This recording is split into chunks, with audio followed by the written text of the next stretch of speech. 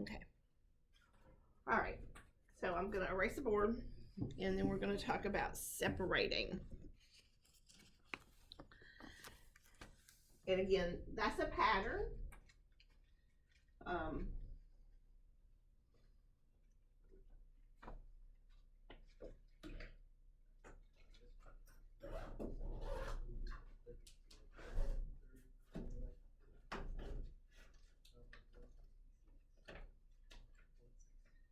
So we need to be able to read the word problems and determine what pattern we need to use.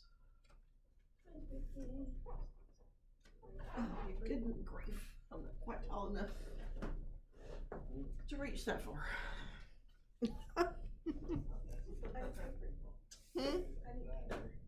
You need paper. I can get some. Oh, well, thank you, Justice. That's very sweet of you. I don't have that extra paper later, but anybody may got some binder? Or not that extra paper. I was just thinking about. I'll go see if I can find some paper. Good. It's okay, I'll just use my book.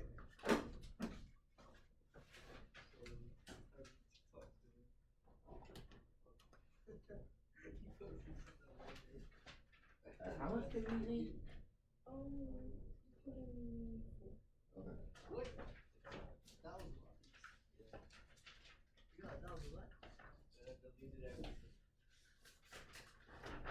Okay. Okay.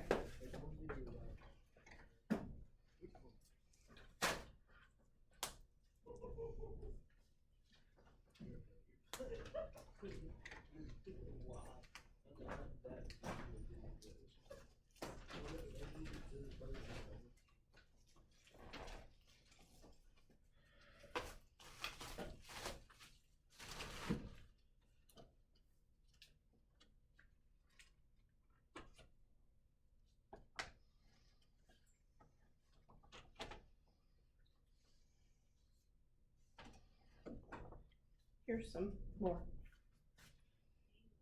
You're welcome. All right. So, last class we had gotten to the, I think, middle of page 53. Yes. Let's see. Oh, we had done the stamp. No, we had done Jenny's problem too. So we're in the middle of problems about separating. So it says another common plot in math stories is separating or dividing. There's a beginning amount, then some goes away and some remains. Stories about separating have a subtraction pattern.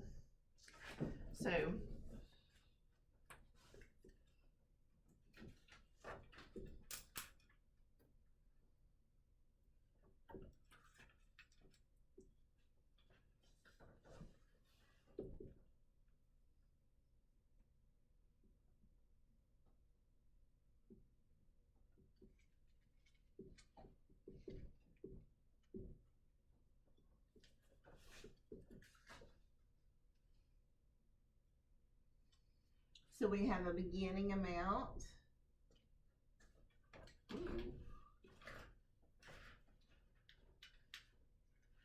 I can't spell today. That is right. It looked wrong.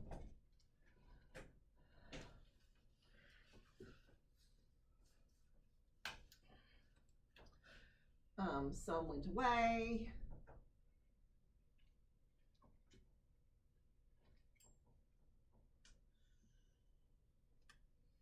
And then what remains?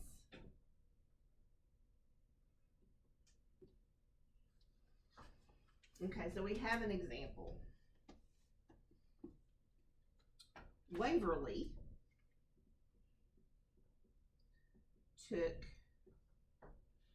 $37 to the music store.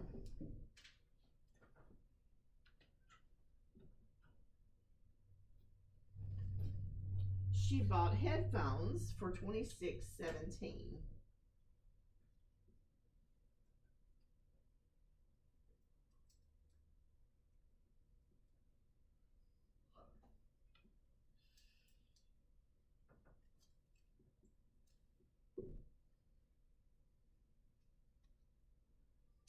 Then Waverly had $10.83.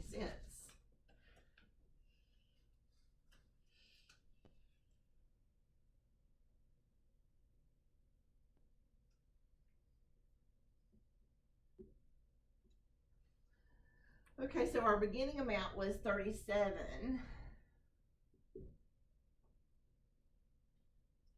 And the sum went away was 26.17. And then what remained was 10.83. Now that gave you all the numbers.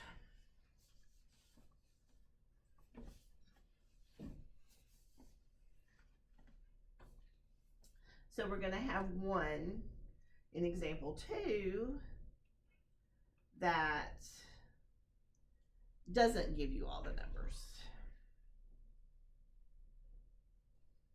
Okay. So let me know when you're finished copying that down.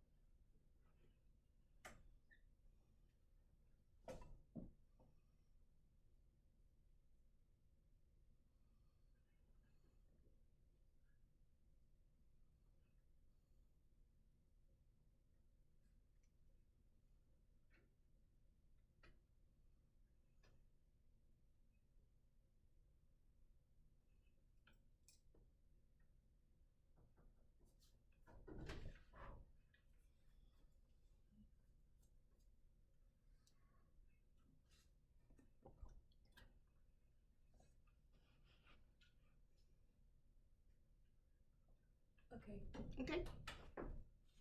All right. So now we're going to look at example 2 and use the sum went away pattern again.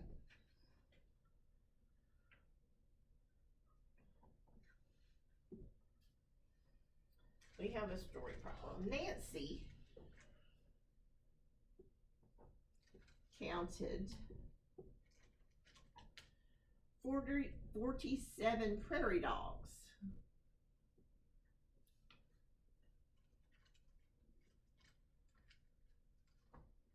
Standing in the field.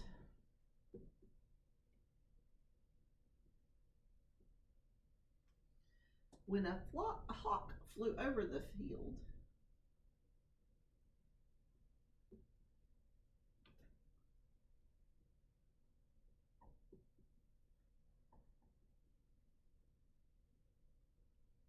some of the prairie dogs ducked into their burrows.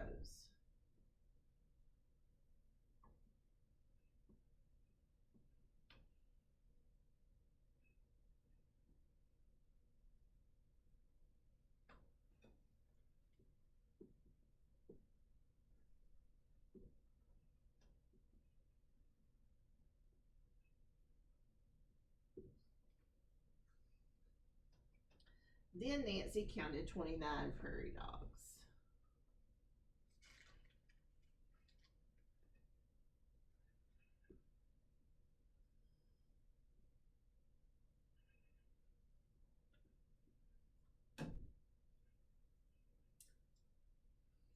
How many prairie dogs ducked into their burrows?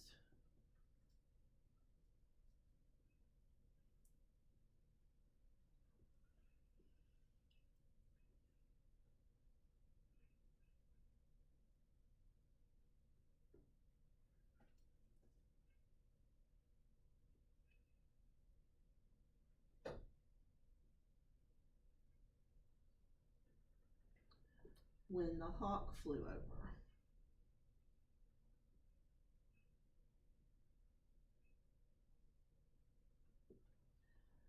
Okay, our beginning amount was 47.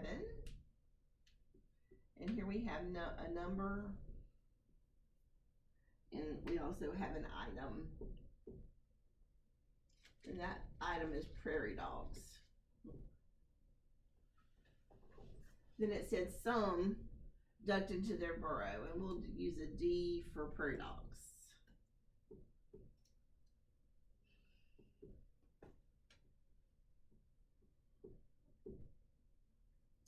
And then it said Nancy counted 29, so the 29 were what were left.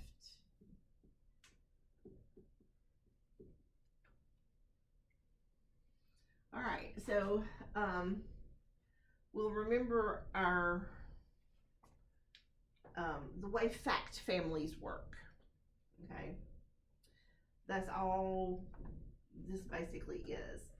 If we have a big number and then two numbers that add together to give us the big number, so we would use 47 minus 29 to find how many ducked into the burrows. So then I have to borrow, this becomes a 3. So 17 and then 3. So 9 from 17 is 8. 2 from 3. So 18 prairie dogs. So D equals 18. And we would say 18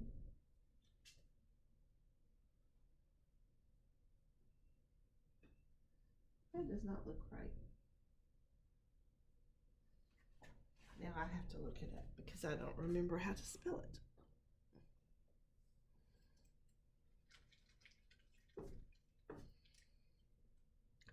Only one T. 18 prairie dogs ducked into their burrows.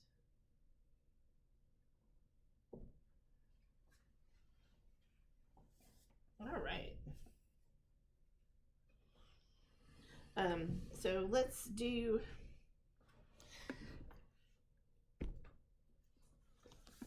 practice set A in class.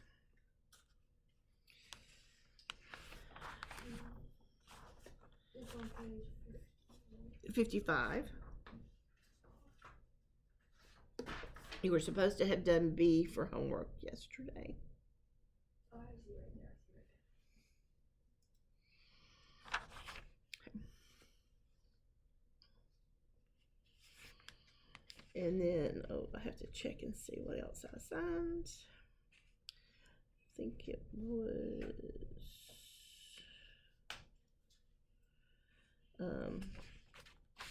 6 through 17, so 4 through 5 and 18 through 30.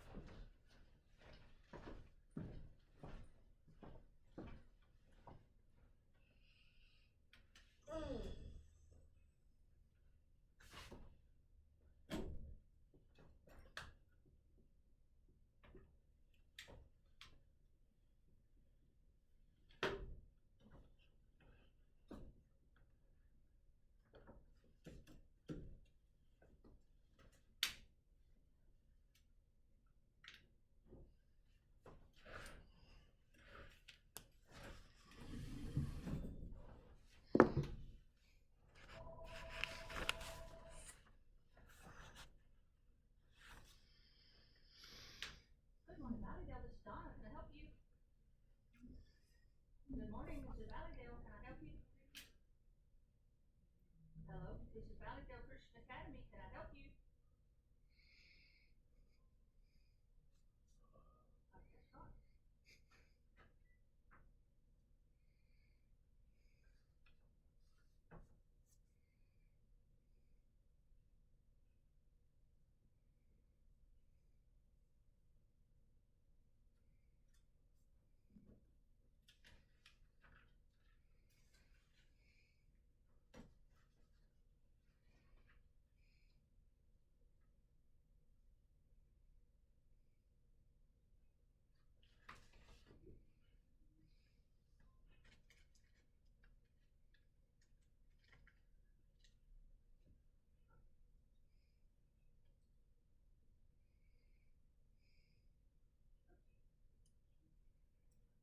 Miss Vicky, Mhm. you want me to like write down how we do things with the dogs? I'm sorry, what? Do you want me to write it down like how we do with the dogs? Yes.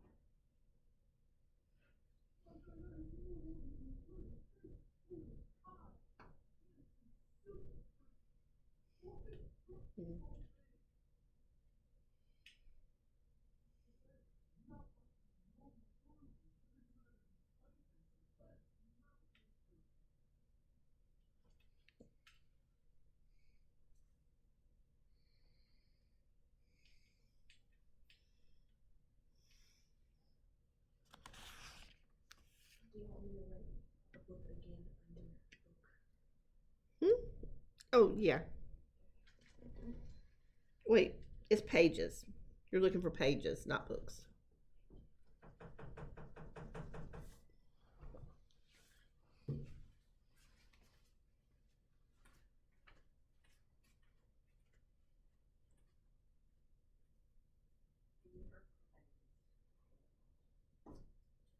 No, I think it's all of it.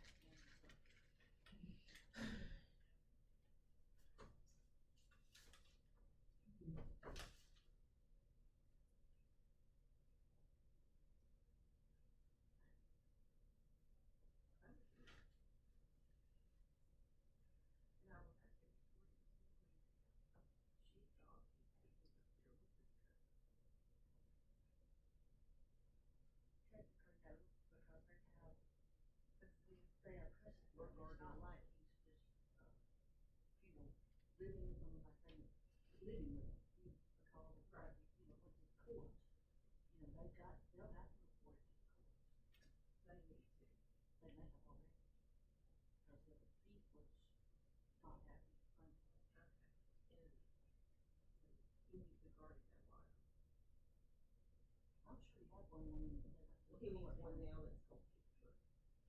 He needs one like Anna had. She was good. We're not messing with this, we're too No. close now, we're not gonna, let her and stuff, but yeah. Alright.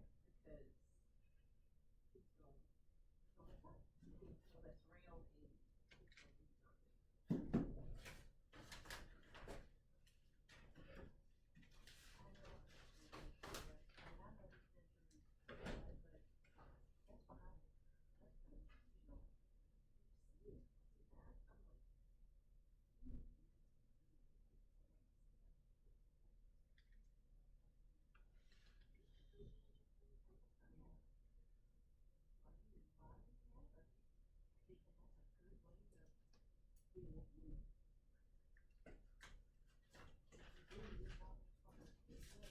at them. Never amounts to anything. And I'm sure he doesn't like the rules that the Grady has not gonna cut, because there's probably more affection, but at the same time, and some of the lives seem like, I think, that in one of your years, like in the basement or something like that, he comes to those, as long as they know where he's at, he's working, he's coming to school, they're paying for the school, and stuff. What? It's just like, He's still counting around it.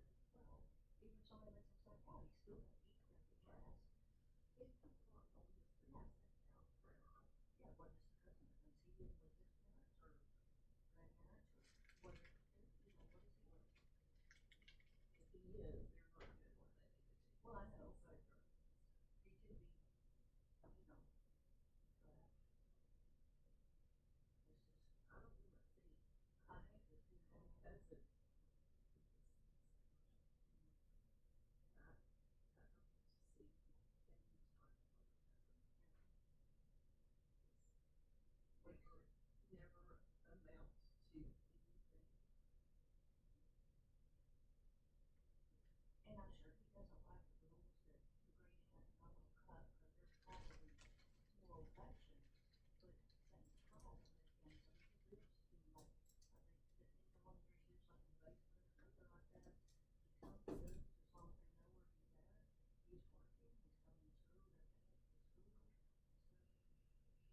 So, Everybody.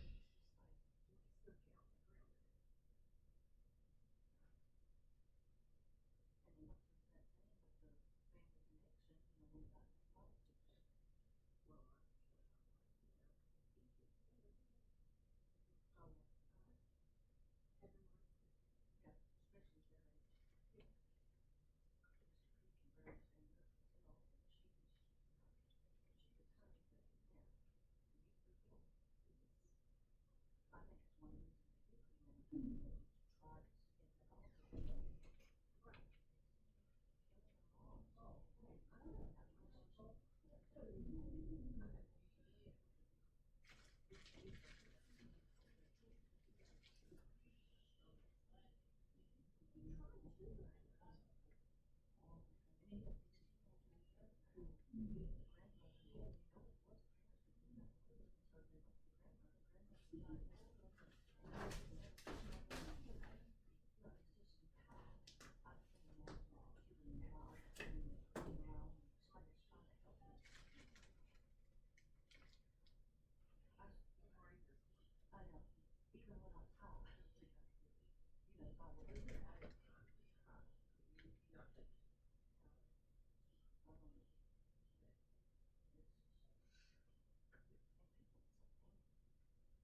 It is, they prove that the crime of passion and kill somebody, like my mama, when she got jealous, she was crazy. And, but it's got to the point where that's now with other things, like they took my phone. Or they wouldn't let me play my games, or, something like that, and then they get mad.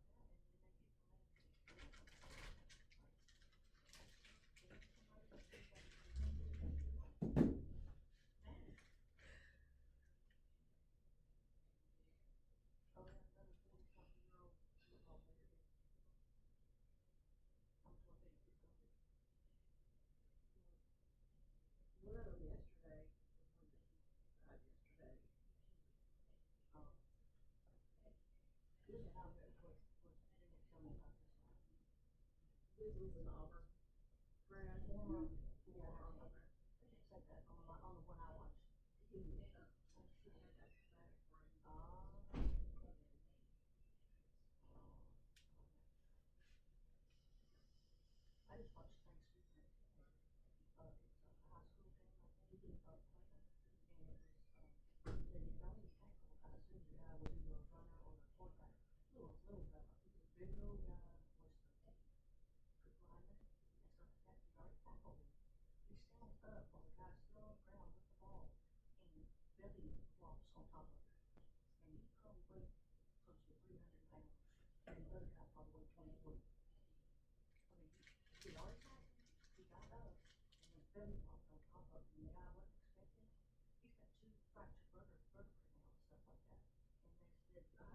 threw that web out. They said that they had, handled it, and he'd been, disciplined and stuff like that, but I'm, No, he'd be off the team. I'm thinking the mama was,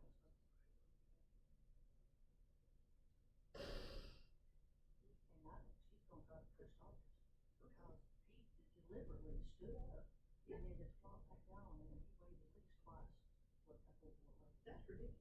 I thought they were gonna say broken ribs or something, they said no, wasn't laying flat, he was kind of laying this way, and I think that's what happened, it cracked, the cracked down. That was tough, I thought you'd done second time, right, why did you? The play is dead. Yeah. Cause You should be off the team, you should. their head up, and He didn't look like that, it's just like he stood up and said, I was and just landed flat on it, it was terrible. And I just feel like, because that boy may not be able to play football again. Ruining somebody's life doing things like that, much less a football career. right. But, and it did look like they might not have been quite high school, or, they weren't big. Well, maybe, but they weren't big, so it might have been younger ones, but it was just terrible. But, people do that without thinking. Say their brains are well. And they're not taught to be careful. They're not taught to be careful of, like I always tell my kids, be careful of somebody that's younger than you, or littler than you, and they always were a little bigger than myself, so they would be careful around younger or smaller. But a lot of these people are not, especially in football, they're like huge, whatever. And you can't do that, because they can hurt someone. Yeah. And I was like, that's just silly. But, people just, one, they do things without thinking, and two, they just get so hurt. I have never seen so many people just get angry over nothing. I mean, their drink wasn't right, their sandwich wasn't right, or you got too close to their car on the road,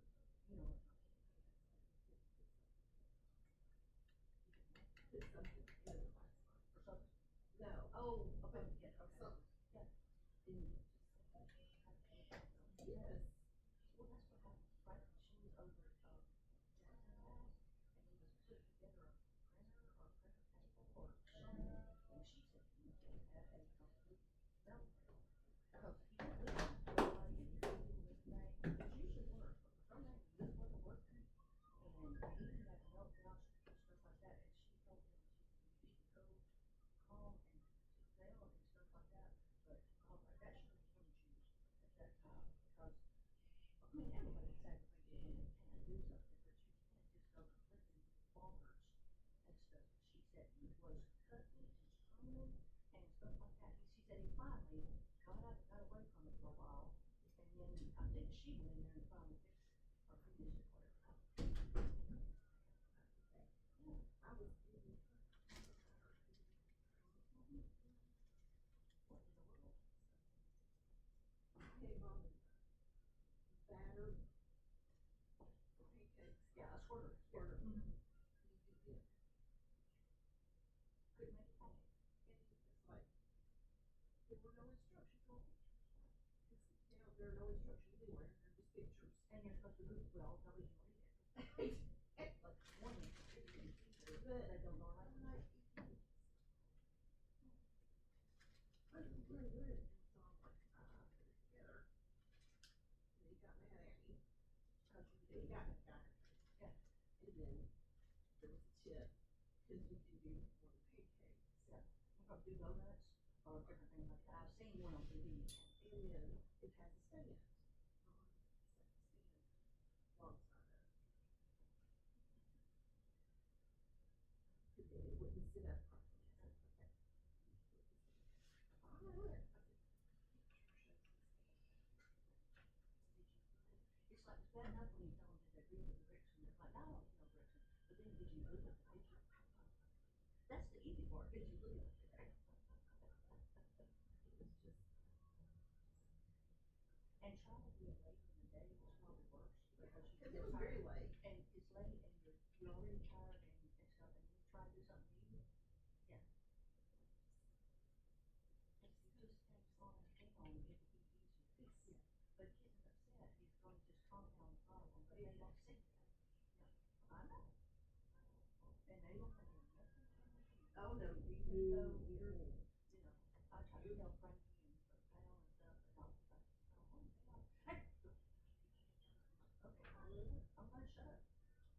they tell me not to remind them to pick up the garbage to put down and they, because they can remember that. You know how many days that they don't remember till it's, did you not remember to talk to each other? Did you not remember the garbage or something, Mom? No, I forgot. Why didn't you tell me? You know, talking to each other, and I'm thinking, I know. I actually have a reminder on my phone. That they can do too. Because they can put some things in their phone too. And because, but I'm like, I'm not saying nothing. Because they'll fuss because your phone is telling us what to do.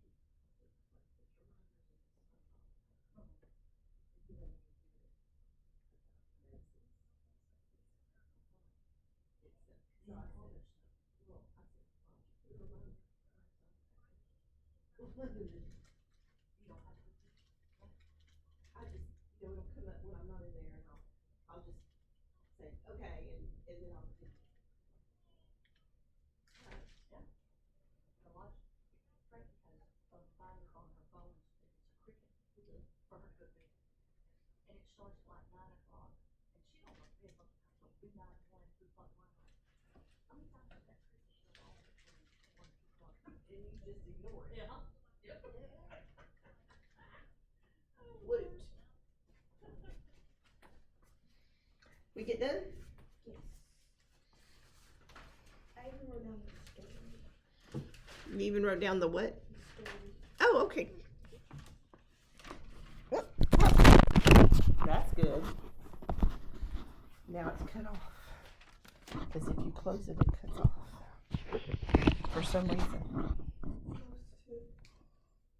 Stop. I don't know the word that I want to use, so.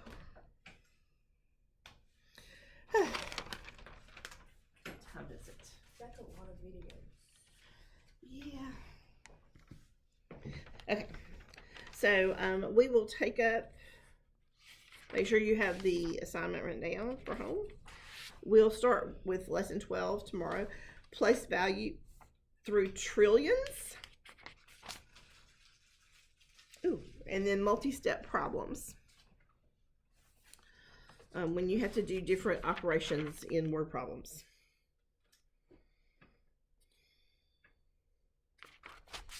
So. Oh, yes, I got it. I need to take a picture because I won't remember.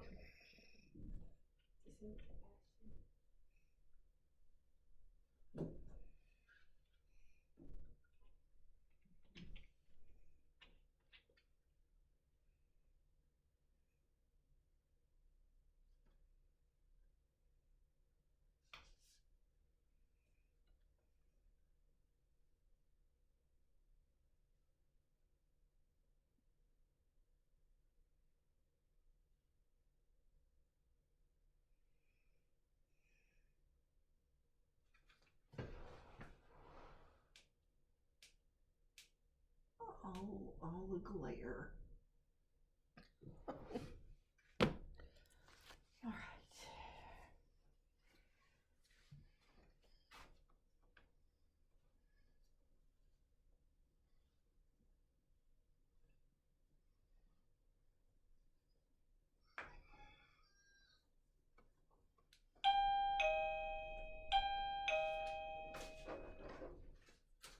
And now the littles have them now.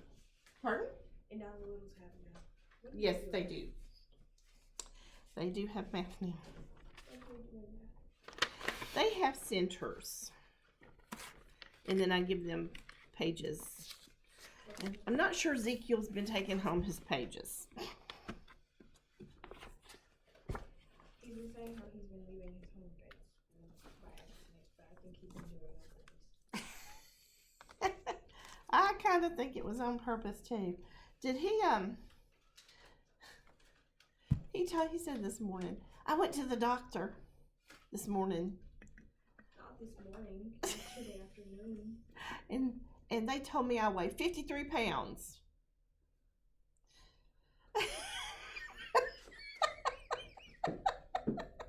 I'm like, okay, Ezekiel.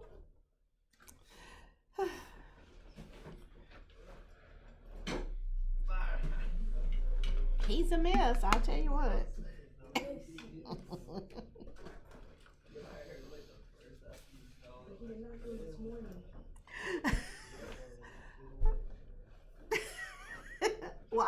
you went this morning. And I said, are you sure it was this morning? Yeah. Okay. It was yesterday afternoon, around like 4 o'clock. No, Okay. 3 o'clock. Hi, Rodney. Good morning, Rodney.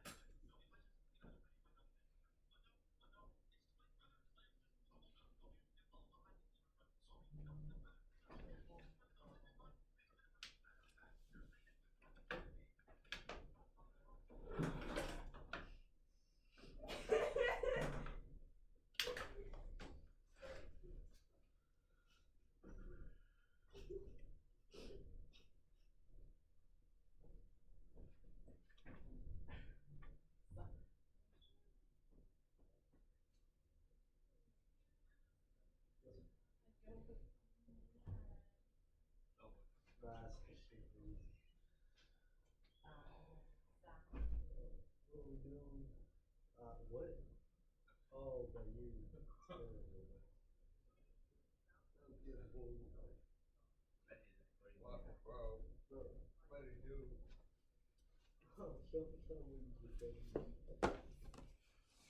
That class went by.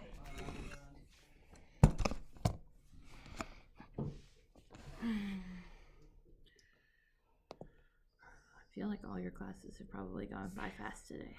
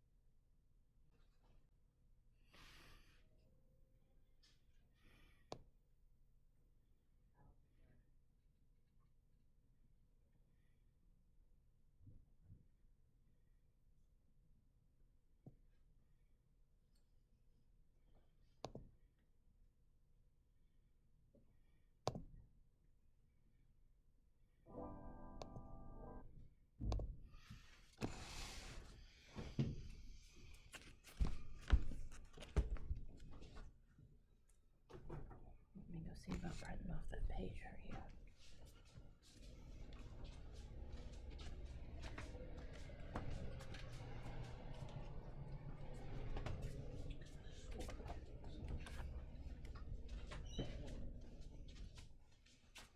Nope, I'll have it tomorrow. I'm gonna watch a video today.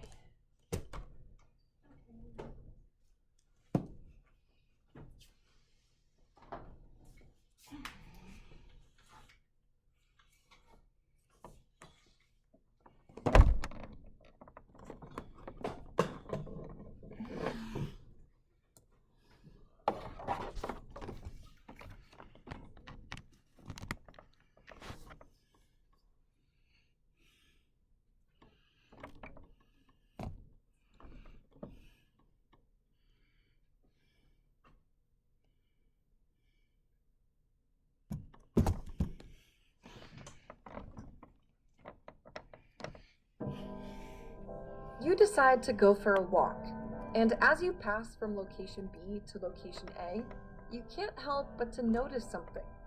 You notice that the grass at location B is taller than the grass at location A. You just made an observation. Now, a normal person would probably just keep walking and not think much of this. But a scientist begins to ask questions. And the question here is, why? Questions are followed by inferences. An inference is a logical guess based on your background knowledge. Do you have any possible explanations for what we've observed? Pause the video and come up with a list. Okay, so make a list of what you think caused this.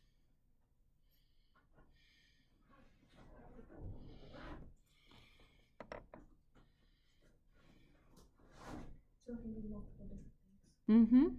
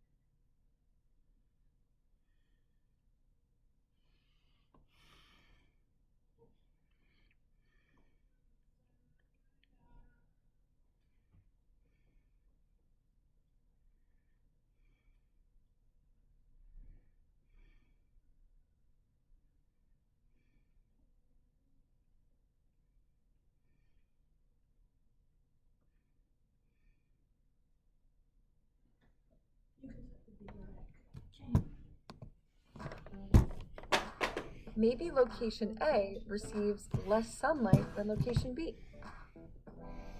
Or maybe location B receives more water. Perhaps the soil quality at location A is poor. Or maybe there's a population of herbivores that's eating the grass. Could it simply be that location A is mowed and location B is not? We just came up with a list of variables. A variable is any factor that can be changed or controlled. And when it comes to designing an experiment, it's important to focus on one variable at a time. Let's look at an example. So it was quarantine and I put on a couple extra pounds that I decided I needed to lose. I was watching TV and I saw a great infomercial for a weight loss pill, and I decided to give it a go. I weighed myself before and I was 150 pounds, but I came up with a plan.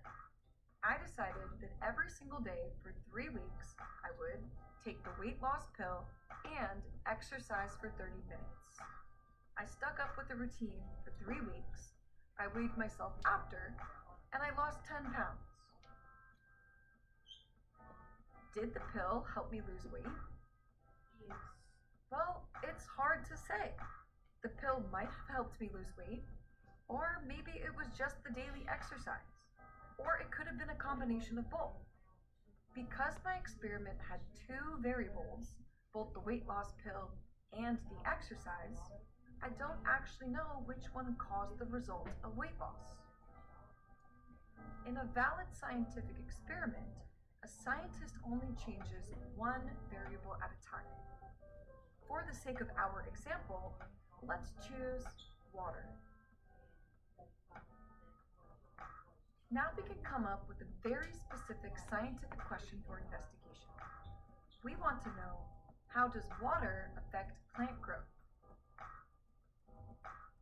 Our next step is to come up with a hypothesis and to design a scientific experiment.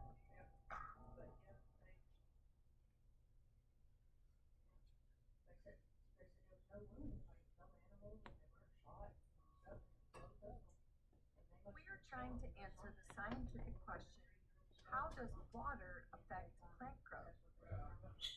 The scientific question is extremely important because it identifies 2 key components of your experiment, the independent and the dependent variable. The independent variable is the one variable that we have chosen to change in our experiment. The amount of this variable and how we use it is completely under our control. We are curious about the effects of the independent variable. In our example, water is the independent variable. As a scientist, I can't exactly control how much a plant grows, but I can directly manipulate the amount of water each plant receives. The dependent variable is the data to be collected. Think dependent data. This variable will be measured to determine results. The dependent variable could be measured by time, or length, or temperature. The dependent variable in our example is growth. Let's look at some more examples. How does studying affect test scores? Which variable is the data to be collected? Which variable is the data to be collected?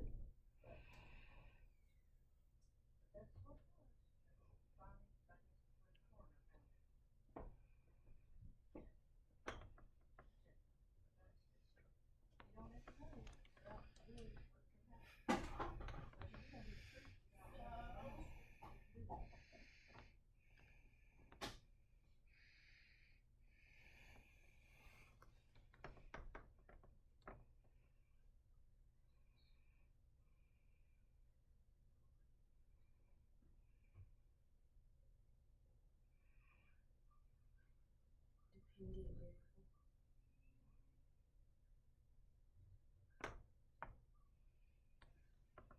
You have an answer?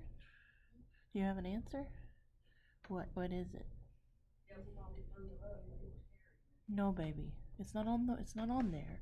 I'm asking you if they're looking at how study affects test scores, what would be the variable that you would collect to test, to look at this, to answer this question? I would take one person that's studying another test and give them the same test and see how they do. So the data you would be collecting would be the amount of studying and the test scores. Test scores are dependent variable, and which variable can be directly controlled or changed by the scientist. Studying.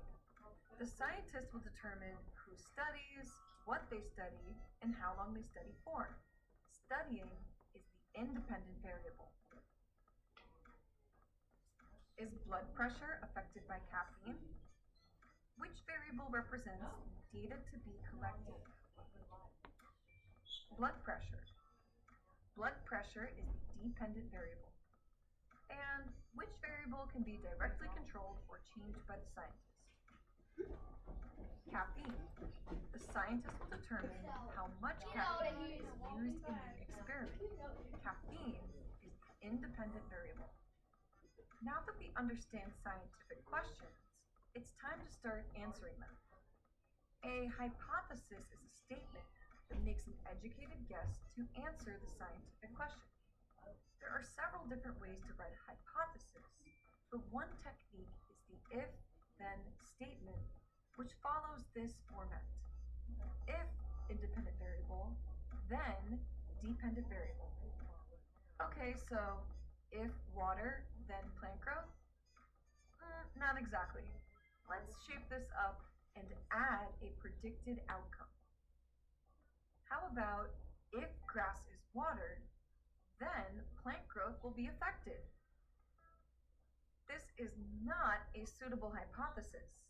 This is the equivalent of saying, if the Lakers play the Knicks, then someone will win. What kind of prediction is that? How about if grass is watered, then plant growth will increase? This is a specific predicted outcome to answer our scientific question. Let's do a few more for practice. How does studying affect test scores? Well, if I study, then my test scores will increase. Is blood pressure affected by caffeine? If I take caffeine, then my blood pressure will increase. Likewise, you could predict that blood pressure will decrease. It's not about getting the right answer.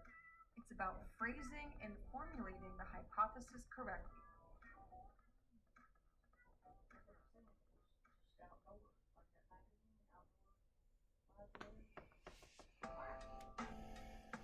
We are trying to answer the scientific question, how does water affect plant growth?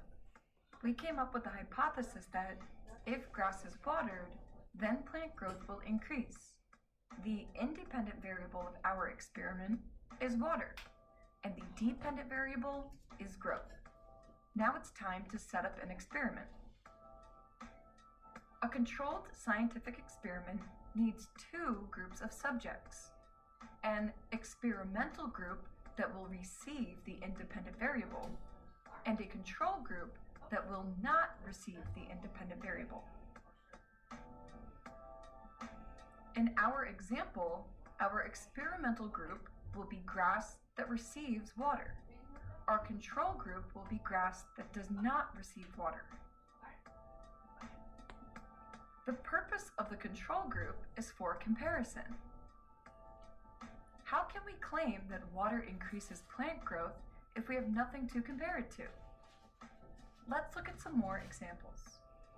Does the pill help patients lose weight? We can test this out by setting up two groups. One group will take the weight loss pill, and the other group will not. After a certain amount of time, we will weigh the patients in each group, and we'll see if the experimental group lost more weight. Does studying help to improve test scores? We can test this out by setting up two groups. The experimental group will study, and the control group will not study.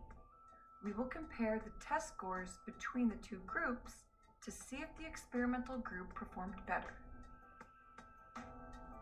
Does carbon dioxide affect air temperature? We can test this out by setting up two groups, two samples of air. The experimental group will receive carbon dioxide, and the control group will not. We can then compare the temperature between the two groups. The only difference in the treatment of the control group is that it does not receive the experimental variable. All other variables between the two groups must be kept consistent. What are some variables that should be kept constant between our two groups? Pause the video and come up with a list. Both groups should have the same species of grass, and they should start at the same height. They should both be grown in the same type of soil and receive the same amount of sunlight. Both groups should be kept in the same temperature, and they should be able to grow for the same amount of time. The only difference between the two groups is that our experimental group receives water and our control group does not. Now it's time to collect some data. It is time to measure the dependent variable, plant growth.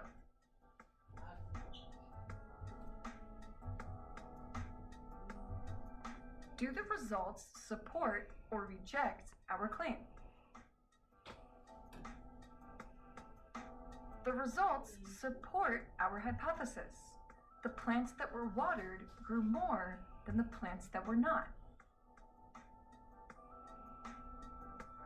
Science is a growing collection of knowledge that builds on previous ideas.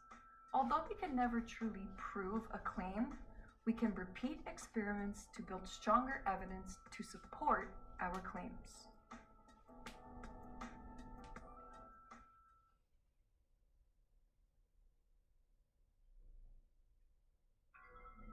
The scientific method is followed by all scientists. It is the process by which we have come to our understanding of the world we know. But how do we know if scientific evidence presented to us is trustworthy? There are several key factors that can increase or decrease the reliability of a scientific experiment. One important factor to consider is the sample size of a study. Sample size refers to the number of test subjects involved. The greater the sample size, the more valid the data. Many scientific studies have been rejected because the sample size from which they collected data was too small. A good scientist wants to test their hypothesis on the greatest sample size possible. Of course, researchers are limited to the amount of test subjects that they can find or that they can handle. Another important quality of a trustworthy experiment is that it has been repeated many times with consistent results. If other researchers follow the procedure but get significantly different results, then the experiment is not trustworthy. A good scientist repeats their own experiment several times with consistent results, and valid claims are supported when the results can be replicated by others. Good science avoids bias. Bias is when a researcher portrays the results to have a certain desired conclusion.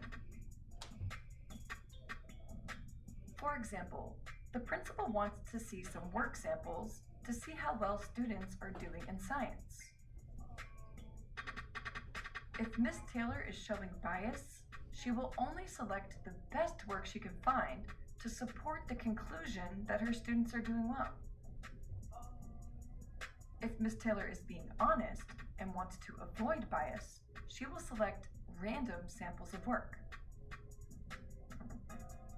To totally avoid potential bias, Ms. Taylor should not be handling the work samples at all, since she is intrinsically biased. Instead, an uninvolved teacher with no bias should be asked to go collect random samples. Bias often occurs when the researcher has an agenda or an opinion.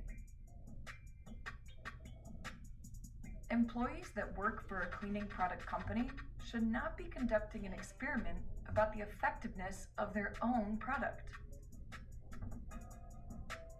An unbiased outside scientist should conduct or repeat the research. Finally, a valid scientific experiment keeps all variables under control. An experiment should only test one independent variable at a time, and all other variables between the control and experimental groups should be kept constant. It is almost impossible to keep everything constant, so a good scientist considers inconsistencies and must decide and report if any other variables had a significant role in the results of the experiment.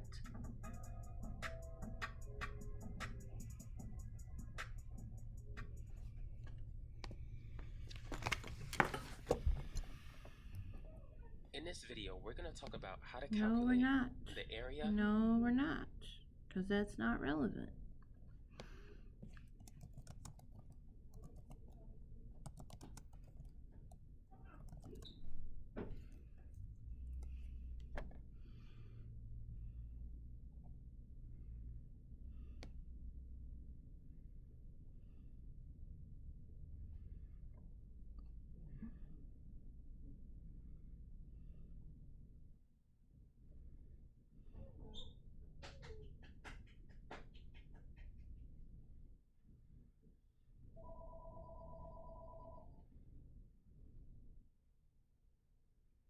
Good morning, Valleydale. This is Donna. Can I help you?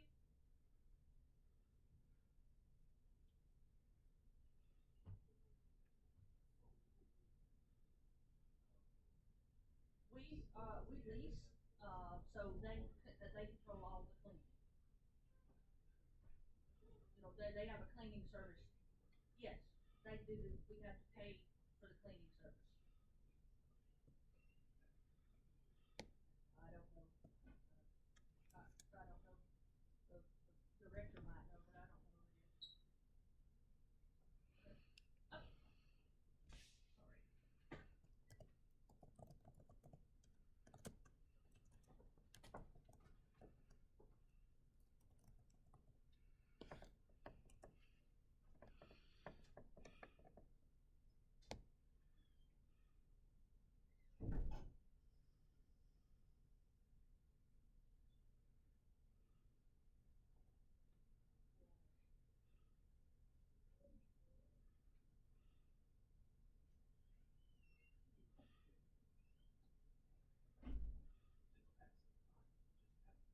Fire eye.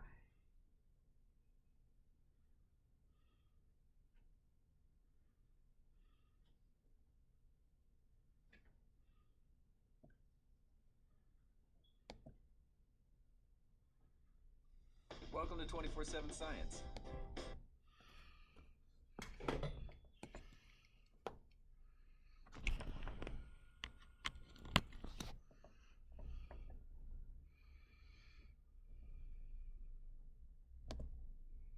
Today we'll learn to determine the independent and dependent variable using experiments from the Mythbusters.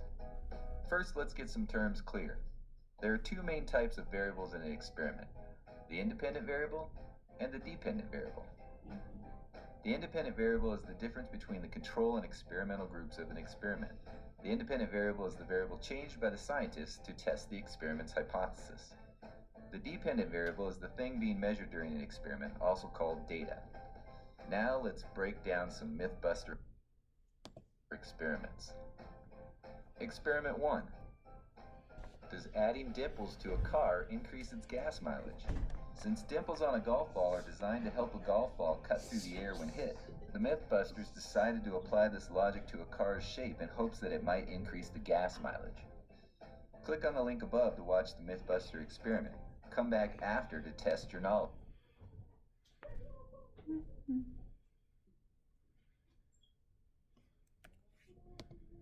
Click on the link above to watch the Mythbuster experiment. Increase hit mileage. Since dimples on a golf ball are designed to help a golf ball cut through the air when hit, the Mythbusters decided to apply this logic to a car's shape in hopes that it might increase the gas mileage. Click on the link above to watch the Mythbuster experiment. Come back after to test your knowledge. Well, I just tried to click on the link and it didn't work. Here we go. Oh, that's sad. Oh, let's see.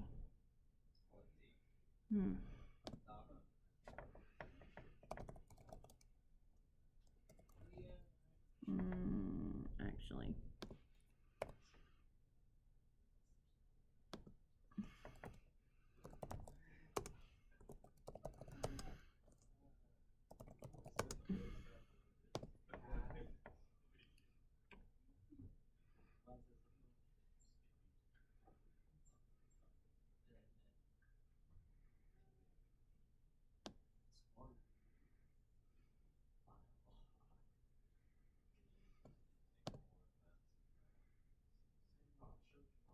Some of Mythbusters history, and it's for an excellent reason.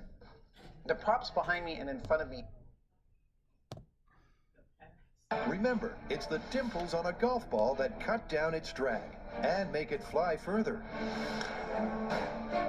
So by covering the clay with these... That's one dimpled car. If ever there was a car that looked like a golf ball, this is it.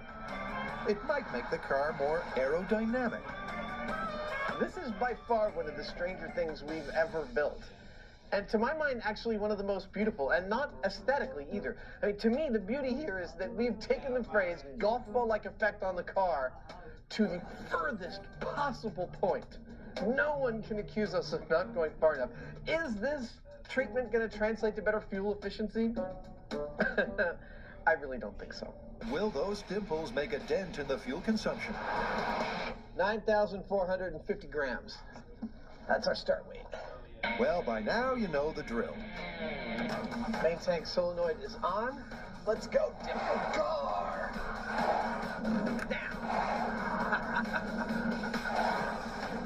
But despite 5 runs at 65 miles per hour, the clay catastrophe never comes. So it's over to Adam. 8,972 grams. All right. Time to do a little math. What'd you get? Okay. The clay car with no dimples was 26 miles per gallon and change. The dimpled car, 29.65 miles to the gallon. There is a golf ball like that. I feel like eating my beret, but I'm not gonna. That's awesome. We totally didn't expect that result.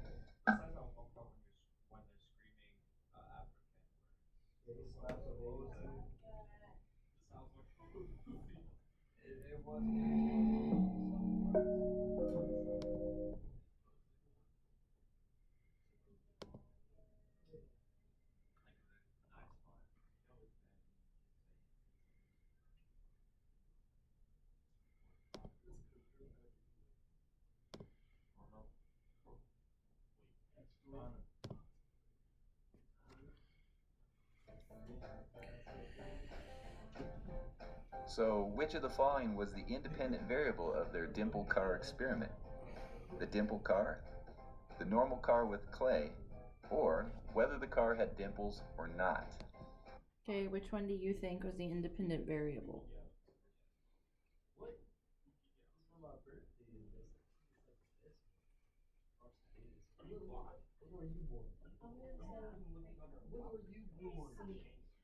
Okay. Remember, the independent variable is the difference between the experimental and control groups. The correct answer is C, whether the car had dimples or not, because that's the difference between the two groups in their experiment. Okay, can you identify the dependent variable in the dimple car experiment? Was it the number of dimples in the car, the gas mileage of the car, or the speed the cars were driven at? What do you think it was?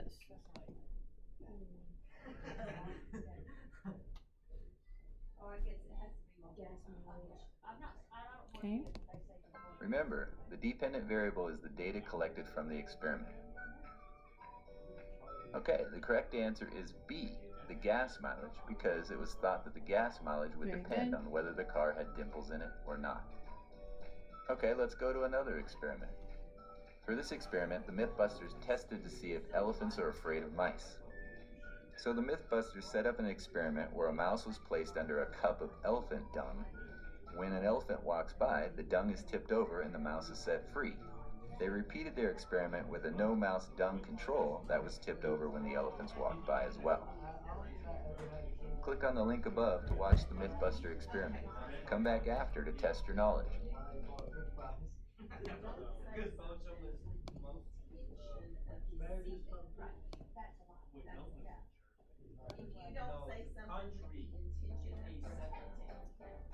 Experiment to the conference the GetNet at not but an experiment to see a mouse was placed under a cup of elephant dung.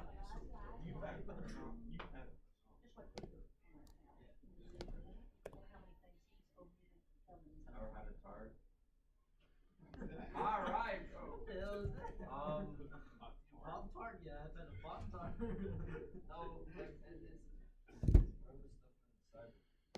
No, well, that's a Pop-Tart. You said bread with stuff inside, that's a Pop-Tart. It's hard, but yeah, that was really fake.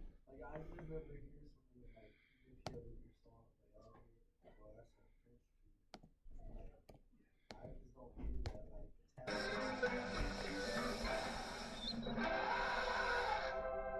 Pop quiz. What do you think musophobia is a fear of? And I'll give you a hint. It's one of the most common phobias out there.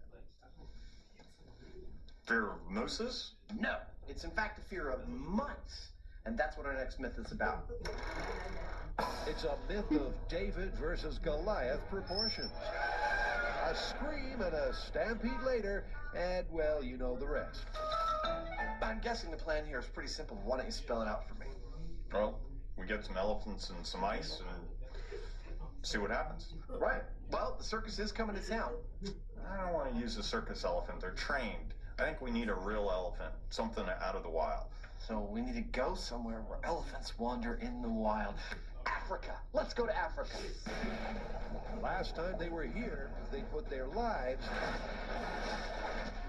and their lunches on the line when they put great white shark myths to the test in South Africa. Wow! But for this myth, they're looking for something a little less lethal. The target species here is the African elephant, and they're not hard to find. Welcome to Aquila Safaris. Thank you. And we've brought a bucket full of mice. Yes. I understand you have some elephants. We do indeed, yes. We've also got the lions, the leopards, and the big five. Behind me are our test subject elephants. Now, these guys are semi-habituated, which is the only reason I'm allowed to be this close. If we were actually in the wild, this would be extremely dangerous. I've seen elephants in zoos. I've seen them in the Discovery Channel, but being up close to them in their natural environment is something else. They're wonderful creatures.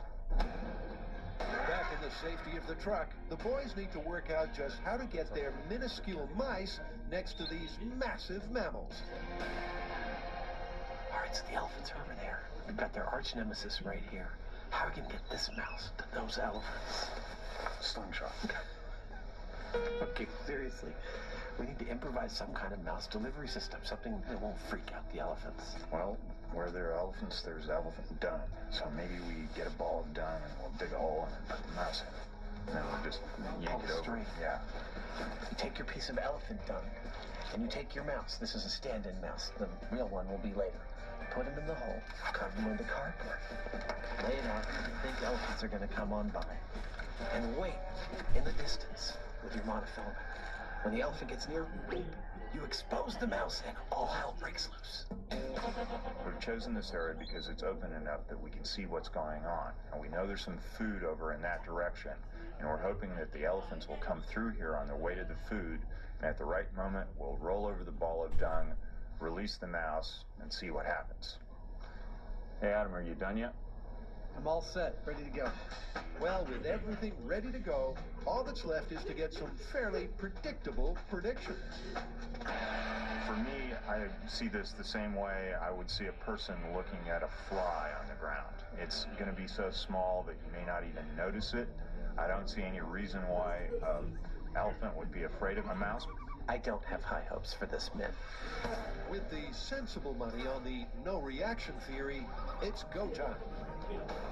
The elephants innocently approach the dung of doom in what must be the most easy to anticipate outcome in Mythbusters history. But then, as crazy as it seems, the elephant backs away. The Mythbusters, like me, are flabbergasted.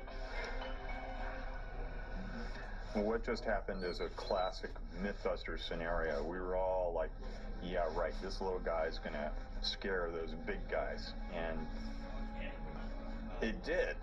I mean, our jaws just dropped because it was clear as day. The mouse came out, the elephant stopped in its tracks, like, whoa! And then it gently tiptoed away as if this thing was deadly. We all thought this was never gonna happen, yet there it was. There it was, clear as day. But with a result as unbelievable as that, we can't call it yet. Next up, Adam, Jamie, a mouse, and an elephant play chicken. He definitely seemed to take notice of the mouse. In the bumpy road that is Mythbusters, the team has had some pretty unexpected results. An exploding tire can kill. Pulled his spine out of his head. And a bull let loose in a china shop does not go on the rampage. That was nothing like I imagined it would be. But Adam and Jamie have just had the most unexpected result in Mythbusters history. It looks like it. Okay, we'll finish this next time.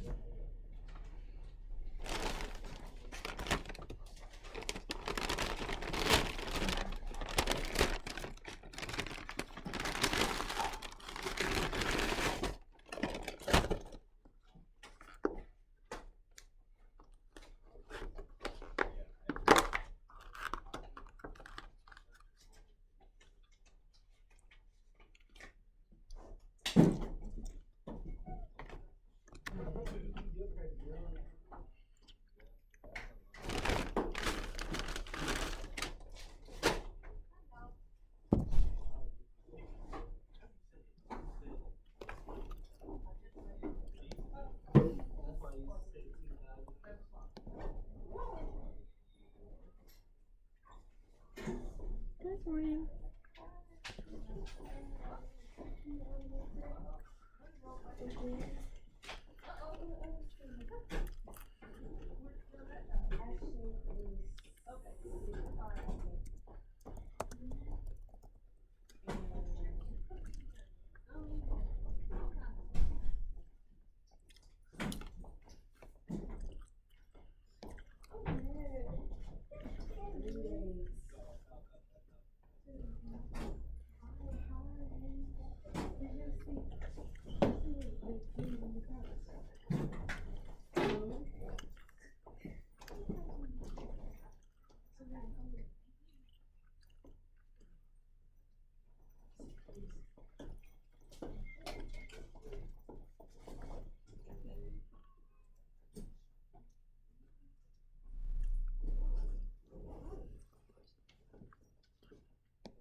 How are you today?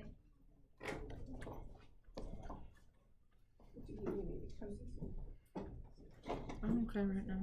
I'm playing videos. Okay.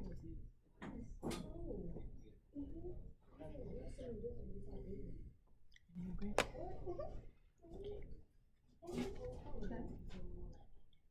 Are they? I don't know. Classes are starting.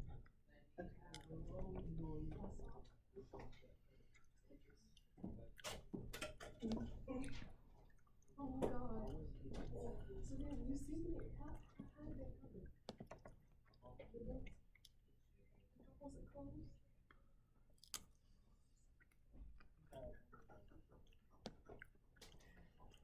Can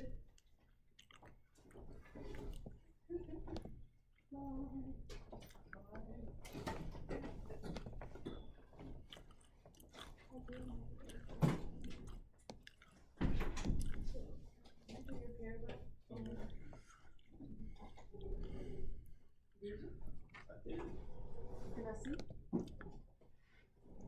Sure. No.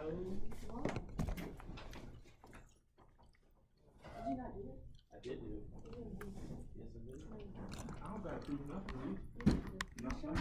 Yeah, show us. I got it. What you wanna do? I did do it.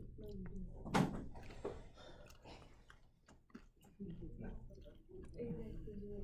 I did do it. Okay, even though I haven't taught about all the different simple machines, we're gonna watch videos on all of them today. And I will teach about them in more depth later. Today with a history lesson in honor of the Great Pyramids. We're going to build our own little pyramid. We're not going to use big, huge blocks of stone. We're going to use little bricks. Now keep in mind, when they built the Great Pyramids out of these huge, big blocks of stones, they didn't use complicated machines like cranes and bulldozers and dump trucks. So what did they use? Well, we're going to take a closer look at what they used. They didn't have complicated machines to move these big blocks of stone, but they did have simple machines, and those simple machines made their work easier. And that's the big idea. We're going to take a closer look at the wheel and axle. So let's start with a question. How much does this brick weigh? To figure that out, we're going to use our spring scale. So take a look at this. I'm going to lift the brick off the table and take a look at our spring scale. It's reading a little over 1,000 grams, or right at 1,000 grams. Now those big blocks of stones in the real Great Pyramids weighed a lot more. There's no way they could lift those blocks up and carry them. So let's see what happens if we try and drag this brick. If they could drag those big blocks of stone, and see how many grams it takes to move this brick if I drag it. So now let's try dragging our brick. I get it started moving, and I can look. It's between 300 and 400 grams as I drag the brick. So it was easier to drag this brick than it was to lift it up and carry it. But the blocks that made up the Great Pyramid were so big and so heavy that they were even really difficult to drag. So the people back in history had a problem. How do we move these massive, huge, big blocks of stone? Well, through science, we've discovered that you usually solve problems by asking the right questions. What if? What if I cut these trees down and use these round logs to go under the block? I wonder if that's going to make our work easier. So we've placed our block on top of these round tree logs, and now we're going to pull it and see if our work is easier. Let's try it out. So I gently pull. Believe it or not, my spring scale barely moved off of 0 grams. It hardly took any energy to move this block on these round tree logs. But what do we do now? We're out of tree logs. So that means we would have to pick up this tree log and move it to the front, pick up this tree log and move it to the front, pick up this tree log, and keep moving the tree logs to the front from the back. Well, that's a lot of work too. Well, good news, science is not finished yet. Well, what if I take this tree log and cut sections off of the tree log? Let's see what we're left with when we do that.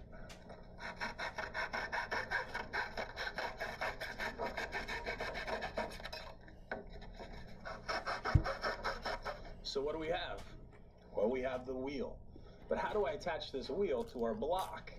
Well, through science, we've discovered that we can attach 2 wheels with an axle.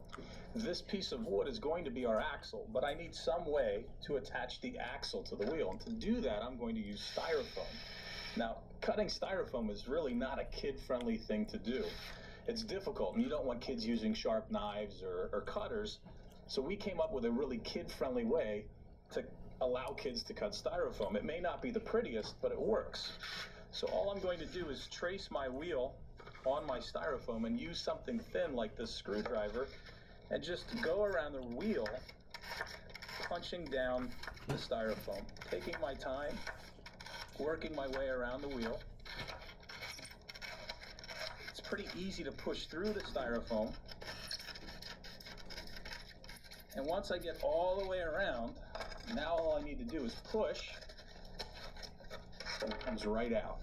Now we need to take our styrofoam plug, put it into our wheel, and now I'm ready to attach my axle. Just going to push my axle into the styrofoam on both sides.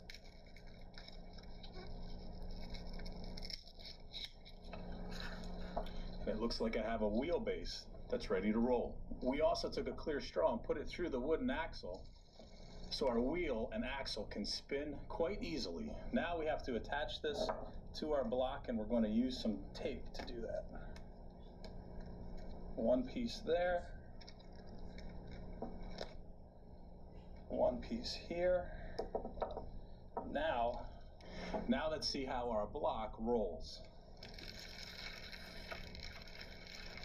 May not be the prettiest thing, but I don't have to keep moving my tree logs in front of it. It always has some wheels attached. So now it rolls as I push it. Think about how far we've come since the age of the pyramids and how we use the wheel and axle today. Bicycles, skateboards, rollerblades, cars, airplanes, you name it. Everywhere we look, we can find the wheel and axle at work. And that wheel and axle makes moving things so much easier than if we had to drag them or lift them or carry them. Simple machines at work is a beautiful thing. It's so beautiful, I might just hop on this bike and have some fun rolling around. Science is so cool, especially when it helps make our work so much easier. If you want to learn more about simple machines or the wheel and axle, check out our links in the video description. Thanks for watching.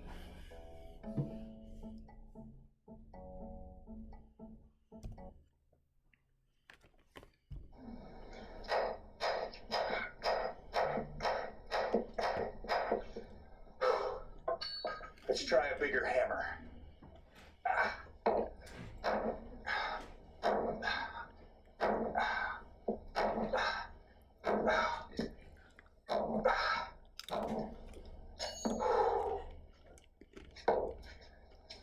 That bigger hammer is not working either. Hi, I'm Jared. Welcome to Fun Science Demos. My job today is to split this piece of wood into two separate pieces. It's a lot of work, but through science, we've discovered there are machines to make that work easier. In other videos, we highlighted some of those simple machines that make our work easier. Today, we're going to talk about a very specific type of simple machine, the wedge. This wedge is a simple machine, and its job is to make it easier to push things apart or to separate things. So I want to try and use a wedge to split this piece of wood into two pieces. Here's another type of wedge. Which side of this wedge do you think I'm going to use to split this in half? This side or this side? Let's take a look and see which one works better.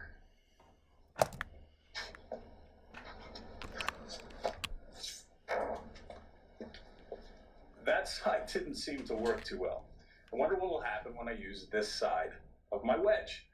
Take a look.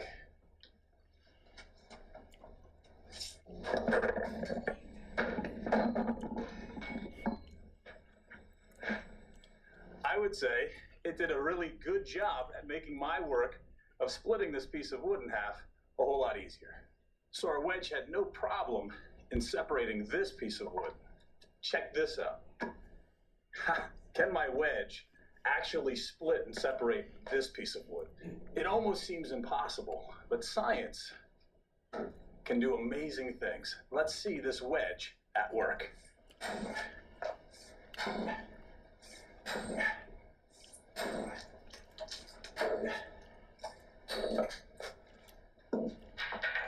And that, ladies and gentlemen, is the wedge at work. But what we want to do now is take a closer look at really how is this wedge working. To do that, we're going to go to the table with some other neat demonstrations. Now, to take a closer look at how a wedge actually works, we need to do some measuring. To do that, we have one block that is a wedge and another block that is not a wedge. And I want to see how much force it takes to move both of these blocks through some dry rice. All I have here is actually 3 big bags of dry rice, and we're going to try and move these blocks through that dry rice to see how much force it takes. How do we know how much force it takes? We're going to use our good old trusty spring scale. So we have our block in our bin of rice, and I want you to watch what happens to the rice when I push my block through the rice. As I push it through the rice, you can see the rice doesn't do a good job of separating. It all kind of bunches up in the front. Now, let's see what kind of force that takes as we push the block through the rice. I'll bring in my spring scale, put it onto my block, and I'll begin to pull. And as I pull, you can see I'm pulling about 600 grams with this flat block. So we've seen what our flat block can do. Let's see what our wedge does as it travels through the rice. So let's start to pull this wedge through the rice. Take a close look at the spring scale as I pull. I start to pull, and it's pulling about 300 grams. I'm going to stop right there so you can see. We'll zoom in. It's just at 300 grams. You can see it moves as soon as I tug. So this flat block took about 600 grams of force to move it through the rice, but this wedge took about half that, only 300 grams of force to move this wedge through the rice. I would say that looking at our data, the wedge really does make our job easier of separating things and moving things apart. Wedges are at work all around us. Take a look at this. These 2 pieces of metal are actually almost about the same size, but there's one difference. Look at the end. The end of this nail is a wedge. This has a flat front. There's no wedge to it. Let's see what happens when I try to hammer both of these into this block of wood. I'm thinking that this wedge might make my work a whole lot easier. What do you think? Let's take a look and see what happens. First, the flat one.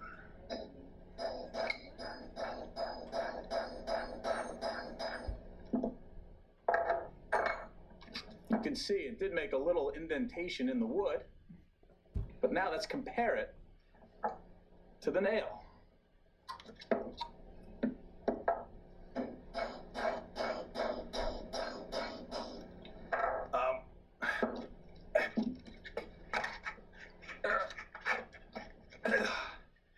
You can see my wedge did a whole lot better job in separating that wood so that nail could be pushed down a whole lot further than the flat part.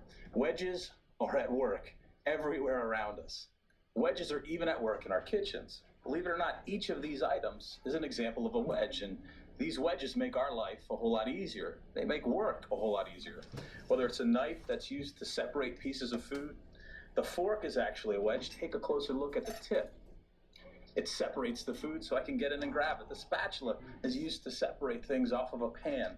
A cheese grater or a grater is used to separate pieces off of the carrot. A peeler, that's actually a wedge, and it separates a nice thin slice of something from something else. Science is so cool. Wedges at work, they're everywhere. Wedges don't only just make work easier, sometimes wedges make work a whole lot of fun. Science is so cool. Sometimes it's tasty, and many times it makes our work easier. If you want to learn more about simple machines, check out our links in the video description. Thanks for watching.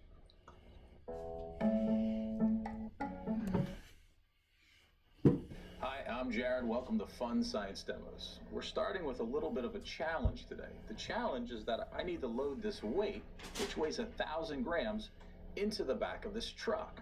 Now, I could just lift the weight up and put it in the back of the truck, but we're going to use science today. We're going to use a simple machine to make that work easier.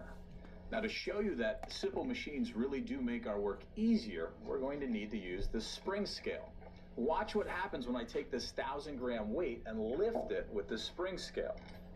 I attach the spring scale. I'm going to lift up, and you can see the spring stretch, and it should stretch all the way down to 1,000 grams. So it takes 1,000 grams to lift this weight into the back of the truck. But we can use a simple machine to make that work easier. Can you think of any simple machine, any way to load this weight into the back of the truck? that would be a lot easier than just lifting it. So take a look at our simple machine. I know this doesn't even really look like a machine, but this will make our work of lifting this 1,000-gram weight easier. To show you that, we're going to use our spring scale again, and we're going to use our 1,000-gram weight. Scientists call this an inclined plane, and an inclined plane is a simple machine that makes work easier. So let's pretend that this is the back of my truck. Now remember, we used the spring scale to lift that 1,000-gram weight up into the back of the truck. We're going to see if this inclined plane can actually make that work easier by using our inclined plane to load our weight into the back of the truck. Let's take a closer look and see what will happen. What do you think will happen? If our work is made easier, what kind of reading will we get on our spring scale? So let's find out what happens. Let's put our weight at the bottom of our inclined plane, attach our spring scale, and now let's move our weight. Moving the weight, we're going to zoom in and take a look at what our spring scale says. Take a look at our spring scale. It says it's taking 500 grams to move this weight. Remember, when we lifted the weight straight up, it took 1,000 grams. Now, using our inclined plane, it's taking 500 grams. What does that mean? That means that this inclined plane has made our work easier. So what do you think will happen when we change the angle of our inclined plane? What happens if I take our inclined plane and take it up higher? What do you think will happen? Well, let's take a look. I have my weight, I have my spring scale, put the weight on the bottom of my inclined plane, and now let's move the weight with our simple machine. We're going to zoom in so you can take a closer look at our spring scale. So take a look, our spring scale is reading 700 grams. Remember, this is 1,000-gram weight. Our work is easier when we use the inclined plane. So let's think about this inclined plane. If I were to take this inclined plane all the way up, well, that would just be like lifting my weight straight up. It would be 1,000 grams. But when I take my inclined plane and I angle it down, I'm making my work easier. What would happen when I drop my inclined plane down even lower? Let's take a look at that. We have our inclined plane lower. Let's load up the weight, attach it to the spring scale, and see what kind of reading we get. Here we go. I pull it along and we'll zoom in and take a closer look at the spring scale, but you're gonna see it's really made our work easier. Our spring scale is reading 250 grams. Think about that.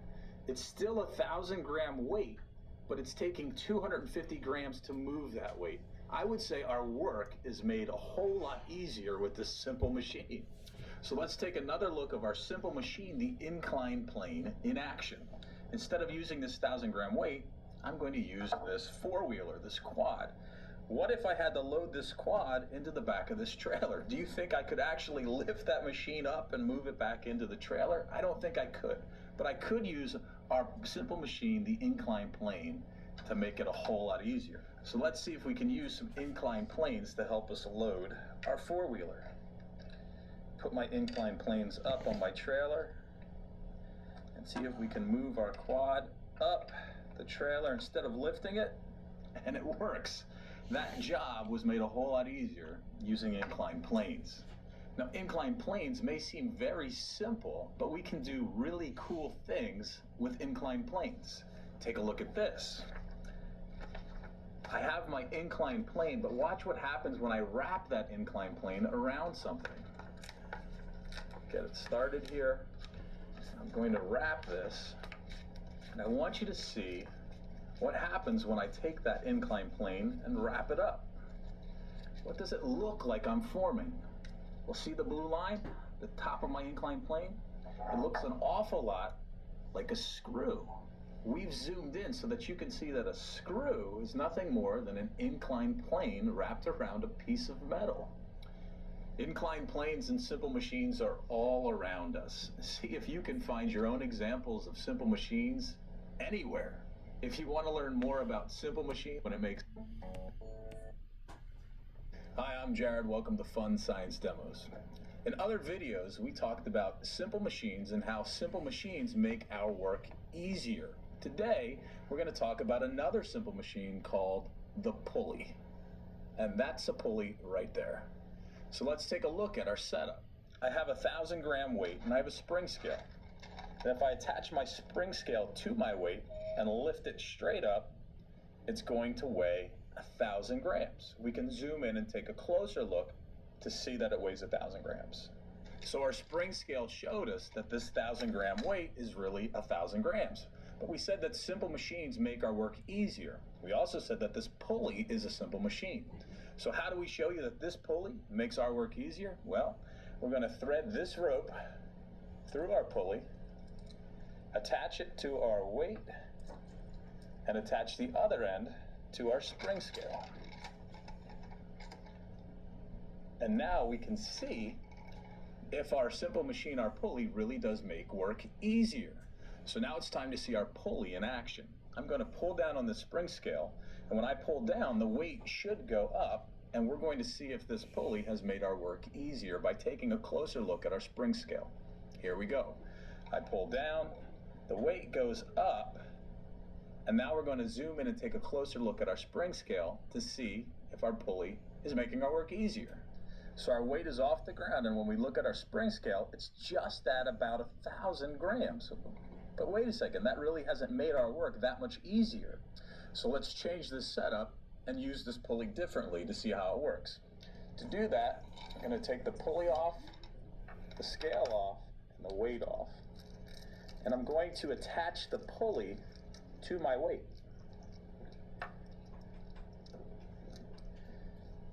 Now I'm going to run my rope or my string through and attach my rope to a fixed point above the weight, and then attach my spring scale. It kind of looks like I reversed the whole thing around. Instead of the pulley being up top, the pulley's now at the bottom. And we're going to try and lift this weight with the pulley at the bottom and see what happens on our spring scale. We're going to zoom in and take a closer look so you can see if our work really is made easier by using our pulley differently. Right now our spring scale is reading 0 grams. Down here is 1,000. Watch what happens carefully to our spring scale when I pull up. I pull up, the weight is off the table, but my spring scale didn't go down to 1,000. We're going to zoom in and take a closer look. So we've zoomed in and we can see that our spring scale is right at 500 grams. I would say this pulley has made our work easier. In our last setup, it took about 1,000 grams. But with this setup, because we used our pulley differently, we're at 500 grams. If one pulley can make our work easier, it kind of gets me thinking, I wonder if 2 pulleys can make our work even easier. What do you think will happen? So now we have 2 pulleys set up and working together. I have a string attached to my top pulley. It comes down around my bottom pulley, up over the top of this pulley, and now I have my spring scale attached. And now I can pull down and see if this really does make our work easier. Remember, when I had one pulley at the bottom, it was 500 grams. What do you think will happen when I pull down? How much do you think our spring scale will read? We're going to pull down on our spring scale and zoom in and take a closer look so you can see what happens. I pull down, my weight is off the ground, and now we're going to zoom in to our spring scale. You can see my spring scale's right on 500 grams. So did adding another pulley really make that much of a difference? It didn't, but remember, adding one pulley didn't make much of a difference, but then we used that pulley differently. So I wonder if we add a third pulley, but use it a little differently, if that'll make our work easier. So let's try that. So now we have 1, 2, 3 pulleys working together, and try and follow this because I'm going to show you how we set this up. So I have a string that's attached to my 1,000 gram weight. Remember, it's 1,000 grams. The string comes up over top of the first pulley, down around the bottom of the second pulley, back up over top of this third pulley, and now I have my spring scale, so we can make sure to check to see if all of these pulleys working together really does make our work easier. Remember, when we had 2 pulleys working together, it was about 500 grams. It made our work easier. What is it going to be when we have 3 pulleys working together? We're going to pull down and see if our spring scale is working, and then zoom in and take a closer look. I pull down on the spring scale, my weight comes up, And now let's zoom in to see what our spring scale says. Take a look at this. Our spring scale is showing 300 grams. 3 pulleys working together, that took 1,000 gram weight, and now I'm only pulling 300 grams. I would say our work is really easier. I wonder what would happen if we put 4 pulleys, or 5 pulleys, or 6 pulleys, or 7 pulleys all together and had them working together. It would be very complicated to show you. And actually, scientists have designed a pulley system where all these pulleys are put together really closely. It's called a block and tackle, and it's made to make lifting easier. It makes work easier. Simple machines, like pulleys, make work easier. Pulleys are simple machines, and pulleys really are all around us. Cars use pulleys, boats use pulleys, cranes use pulleys. Take a look around you and see if you can find pulleys, but sometimes you might just have to look up in order to find that pulley. If you want to learn more about pulleys and simple machines, take a look at some of our links in the video. Hi, I'm Jared. Welcome to Fun Science Demos. So take a look at our setup that we have today. I have 1,000 gram weight, I have a meter stick, and right here I have a pivot point, and I have a spring scale that measures up to 1,000 grams. Look at that spring stretch. The setup, it seems pretty simple, and actually scientists have a special name for this simple setup. They call it a simple machine, because this machine makes our work easier, and that's the big idea today. Simple machines make work easier. There are many different simple machines, but today, the one that we're going to take a closer look at is the lever. To start, let's take a closer look at our spring scale. So I have 1,000 gram weight, and the spring scale measures up to 1,000 grams. What do you think's going to happen when I try to pick up this weight with the spring scale? We're going to zoom in and take a closer look, and let's see what happens. So I'm just about ready to lift our weight. Keep your eye right here and watch what happens on our spring scale. Watch it measure the weight. Here we go. I lift up. See the spring scale stretch, and it should be right on 1,000 grams. So this spring scale showed that this 1,000 gram weight actually did measure 1,000 grams. This spring scale is also going to show that this lever is going to make our work in lifting this weight a whole lot easier. Remember, simple machines make work easier. So let's take a closer look at our lever in action. It's very simple. It's a simple machine. I have down here my pivot point, and that allows my lever to move. Scientists call my pivot point a fulcrum. Then I have my lever, and down here is my weight. So now let's see how much this simple machine, how much our lever helps us in lifting our weight. So I'm going to start by attaching my weight almost to the end of my lever. It's not quite at the end, it's almost there. Now let's see how much our simple machine helps us in lifting this weight. It's not going to help us much, but we should be able to see a difference when we measure with our spring scale. So let's take a closer look. Watch what happens when I lift up.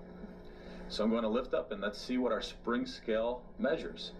I lift up, and now it looks like this 1,000 gram weight is actually just at 900 grams. So when we had the weight at the end of our lever, it made my work a little bit easier. Now we changed things up. We put our weight in the middle of our lever. And now we're going to take a closer look to see how much easier this lever will make our work when we go to lift our weight. Based on where the fulcrum is and where the effort is and where the resistance is, what type of lever is this? It's not first class. Remember, first class has the fulcrum in the middle and the effort on one side and the resistance on the other. And a first class lever, you push down with the effort, not pull up. Second level? Second class, yes. Good. So here we go. I'm ready to lift using my lever. Make sure to pay attention to the spring scale so we can see if my work gets any easier. Let's go ahead and lift. My weight is off the ground, and my spring scale is measuring 500 grams. Remember, this is a 1,000-gram weight, but my spring scale is measuring 500 grams. What is going on? Well, it must mean that this simple machine, this lever, is making my work a whole lot easier to do. I wonder what would happen if we moved our weight even further down my lever. What do you think will happen? Let's test it out. Slide my weight down to here. And now I'm going to attach my spring scale and see if this lever will make my work even easier. Let's lift up and see what will happen. Remember, it's still a 1,000-gram weight, same spring scale. What's making the difference? My lever. Let's lift this thing up and see what happens. I lift it up. It's not even at 400 grams, maybe 350 grams. This lever is making my work easier. It's taking a 1,000-gram weight and making it almost feel like 350 grams. See, our whole setup of our lever, our simple machine, we have our pivot point or fulcrum, our weight right here, and I pull up on this end. It really makes me think of something that we use to make our work easier. Can you think of something that looks very similar to this simple machine? Our fulcrum, our weight, and we lift up at the end. So take a look. It's a smaller version of our other lever, but I have my pivot point or my fulcrum. I have my lever. Now I just need something to hold my weight. So that's where this comes in. Put that little tray to hold my weight. And what do you know? What do you think I just made? To me, I think this looks an awful lot like a wheelbarrow. A wheelbarrow is nothing more than a lever. It's a simple machine to make our work a whole lot easier. If you want to learn more about simple machines, click on our links in the video description.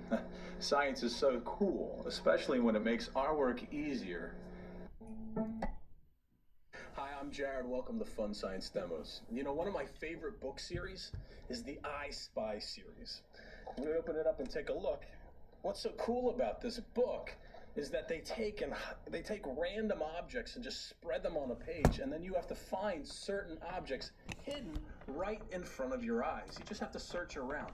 It's a great book series. The great thing about these books is that the objects that I'm looking for are right there in front of me, but sometimes we don't see them. Well, here at Fun Science Demos, we think the same thing is true about science.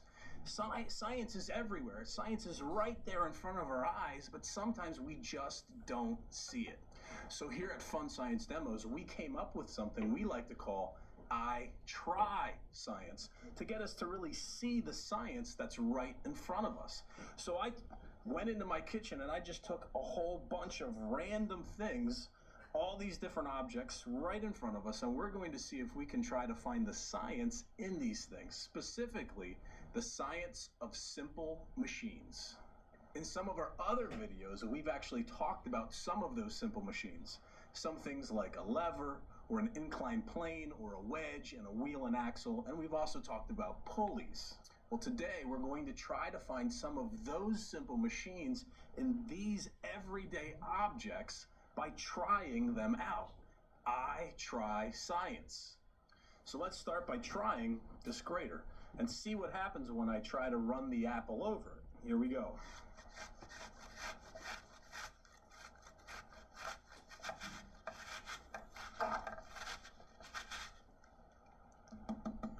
Now I've made a mess, but making a mess is part of science.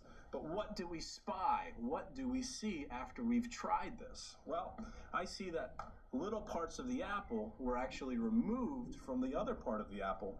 To me, after trying this, I think that this grater is actually a wedge. So this grater is a simple machine. It's a wedge that separates this apple into smaller slices. Next, I'm going to try this knife. And what do you know? This knife does a great job separating this apple also into smaller pieces. So what do you think this knife is? What kind of simple machine? I think it's a wedge. So now I have a chunk of apple and I want to see if I can try to get this into a smaller piece of apple.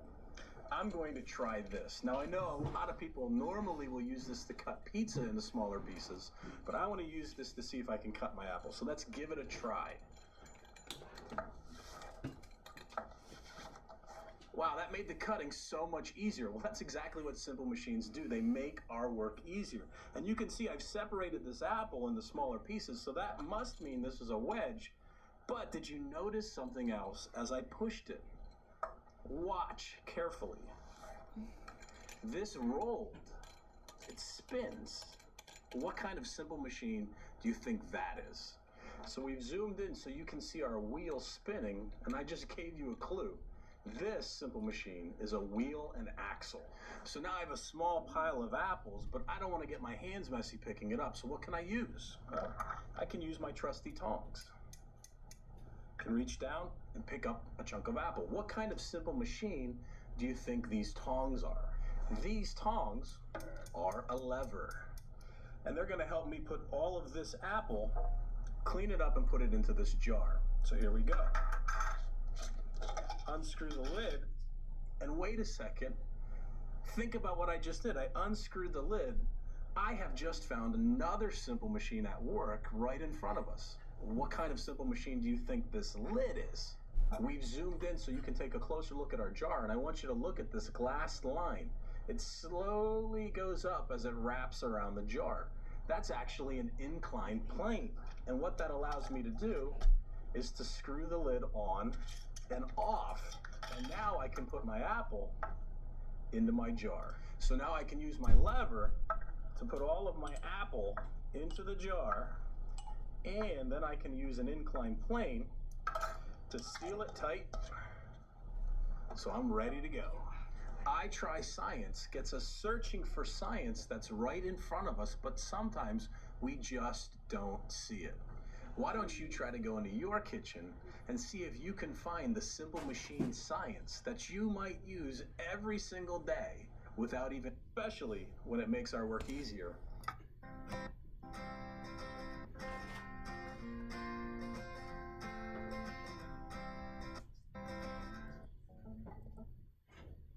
Hi, I'm Jared. Welcome to Fun Science Demos. You know, I grabbed a pile of things from my bathroom, and I actually used these things to write a poem. I'm going to start today with a poem, but how could all of these things from the bathroom inspire me to write a poem? Well, that poem is actually all about the simple machine science that are found in these items in my bathroom. Now remember, simple machines are anything that makes our work easier.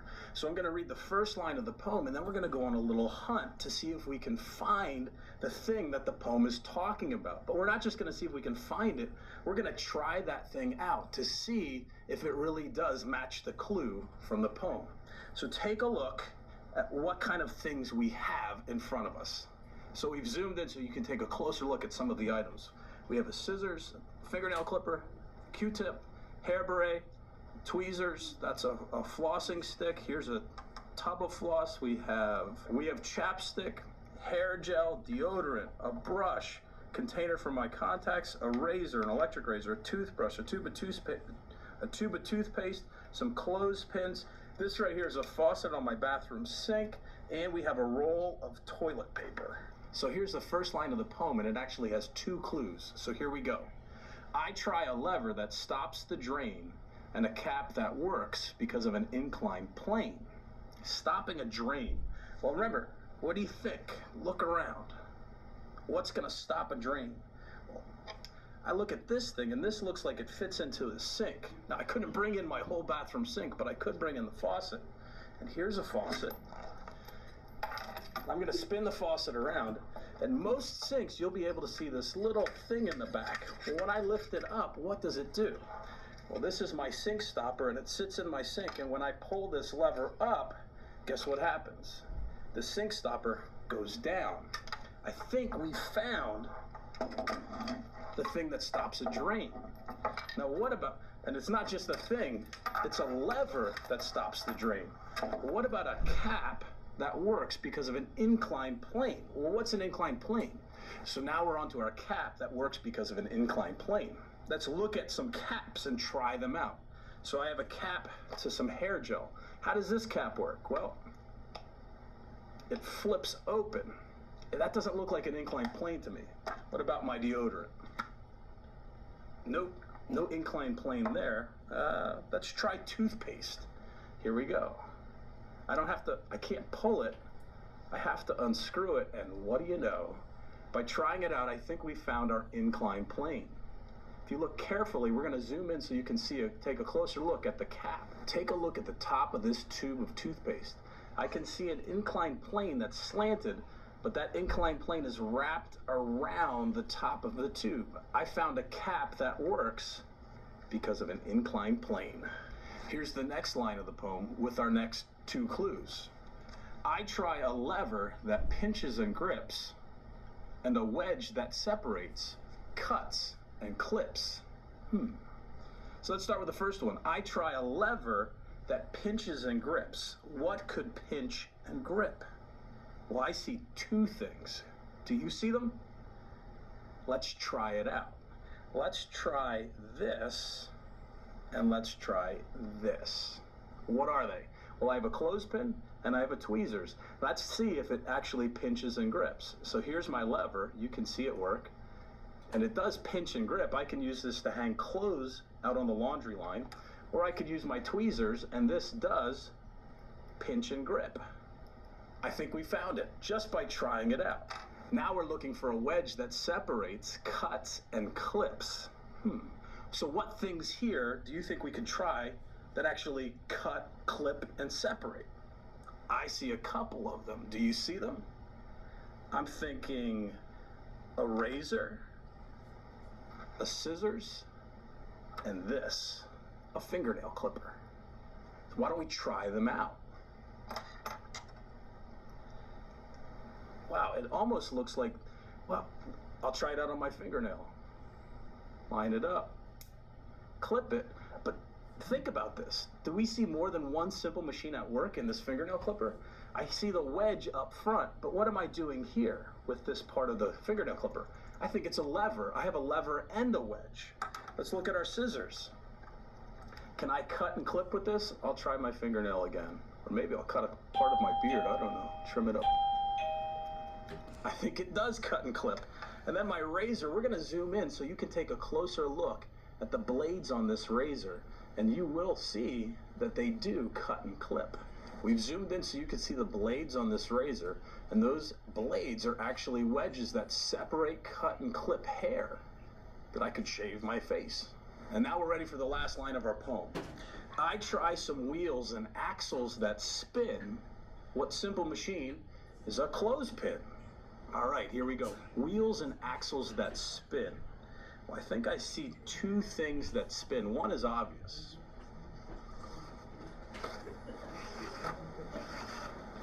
Good old toilet paper.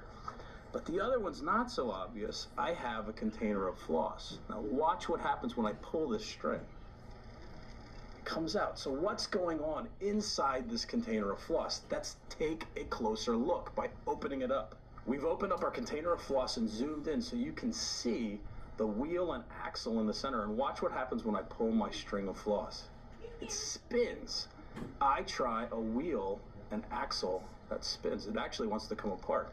I might be able to, I can pull it out and you can see this slides over the axle and it spins. Cool.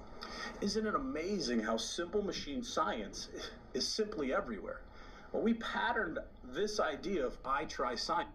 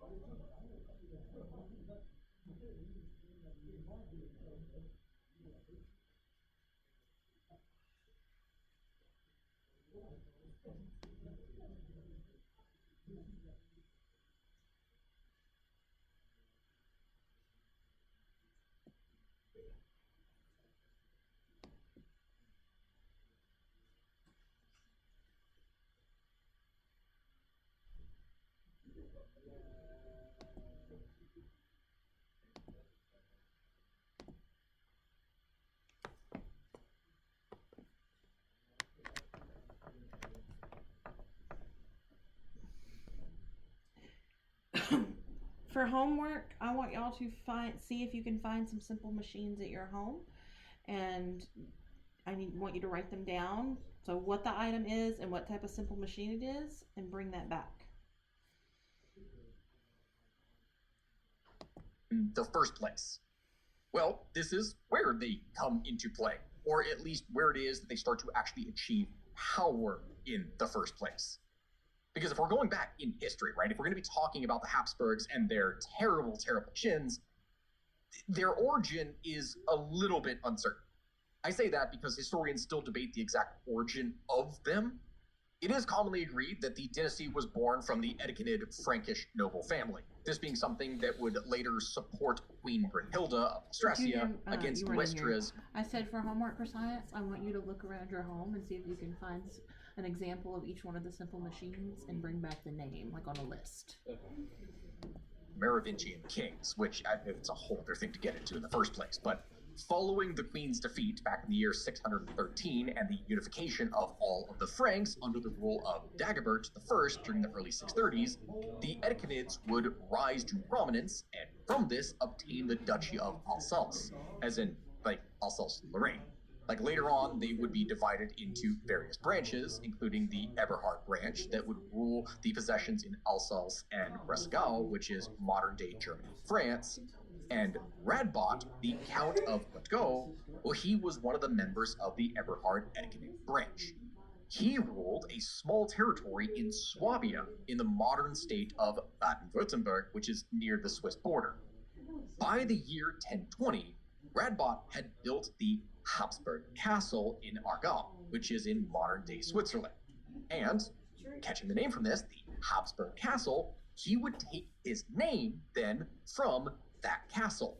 And it's from that point on that we actually have records of the House of Habsburg in historical writings. And so, okay, the Habsburg Castle would serve as the seat of the family for the next 3 centuries. And from there, they would establish close ties with the Hohenstaufen Dukes of Swabia, and they would be one of the key points that would help the Hohenstaufens rise to power in the Holy Roman Empire to the imperial throne in the first place in 1137. This was going to be a crucial point for them, because the Habsburgs' unwavering support of the new imperial dynasty allowed them to gain a lot of different favors.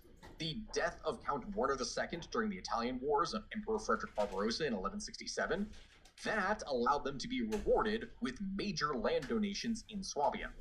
And so by the 13th century, the Habsburgs' domain enveloped a territory spreading from the Vosges Mountains in modern France all the way to Lake Constance in Switzerland. The last emperor of the Hohenstaufen dynasty, Frederick II, when he died in 1250, that is where things really begin to change for them, though. Because, as we talked about just now, the era of instability called the Great Interregnum would follow this, and the varying different German princes and foreign kings would fight in order to try and take control of the throne. When this happened, the main belligerents that were trying to take things over within the country were Richard of Cornwall, who was actually the son of the English king John Lackland, and Alfonso X of Castile.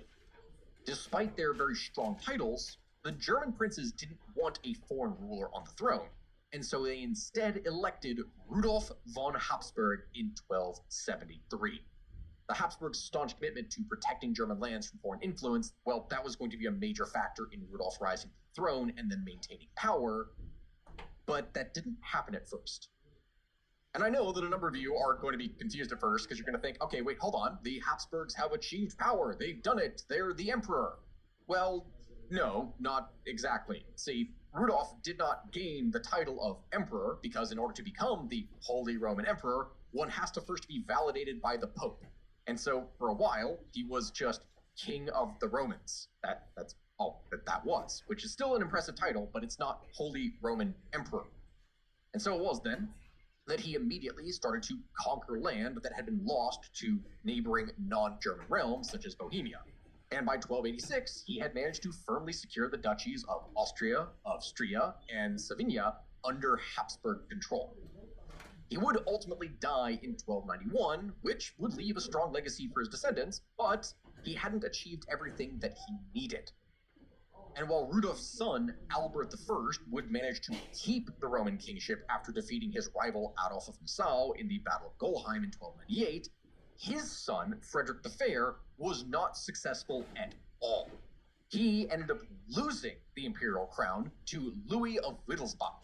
And by 1330, the Habsburgs had failed to keep the Roman crown and were on the verge of losing almost the entirety of their possessions in neighboring principalities. Like, it was about to be over for them. The Habsburgs could have been extinguished right here. Hell, even by the year 1415, the Habsburg castle that they got their name from in the first place, that itself was lost. But despite the major setbacks that were experienced in the 14th and 15th century, the Habsburgs still would manage to succeed in spreading their influence over the course of Austria and Istria. In 1379, the multitude of family members that they had would lead to a split of the dynasty into the Albertinian and the Leopoldian lines.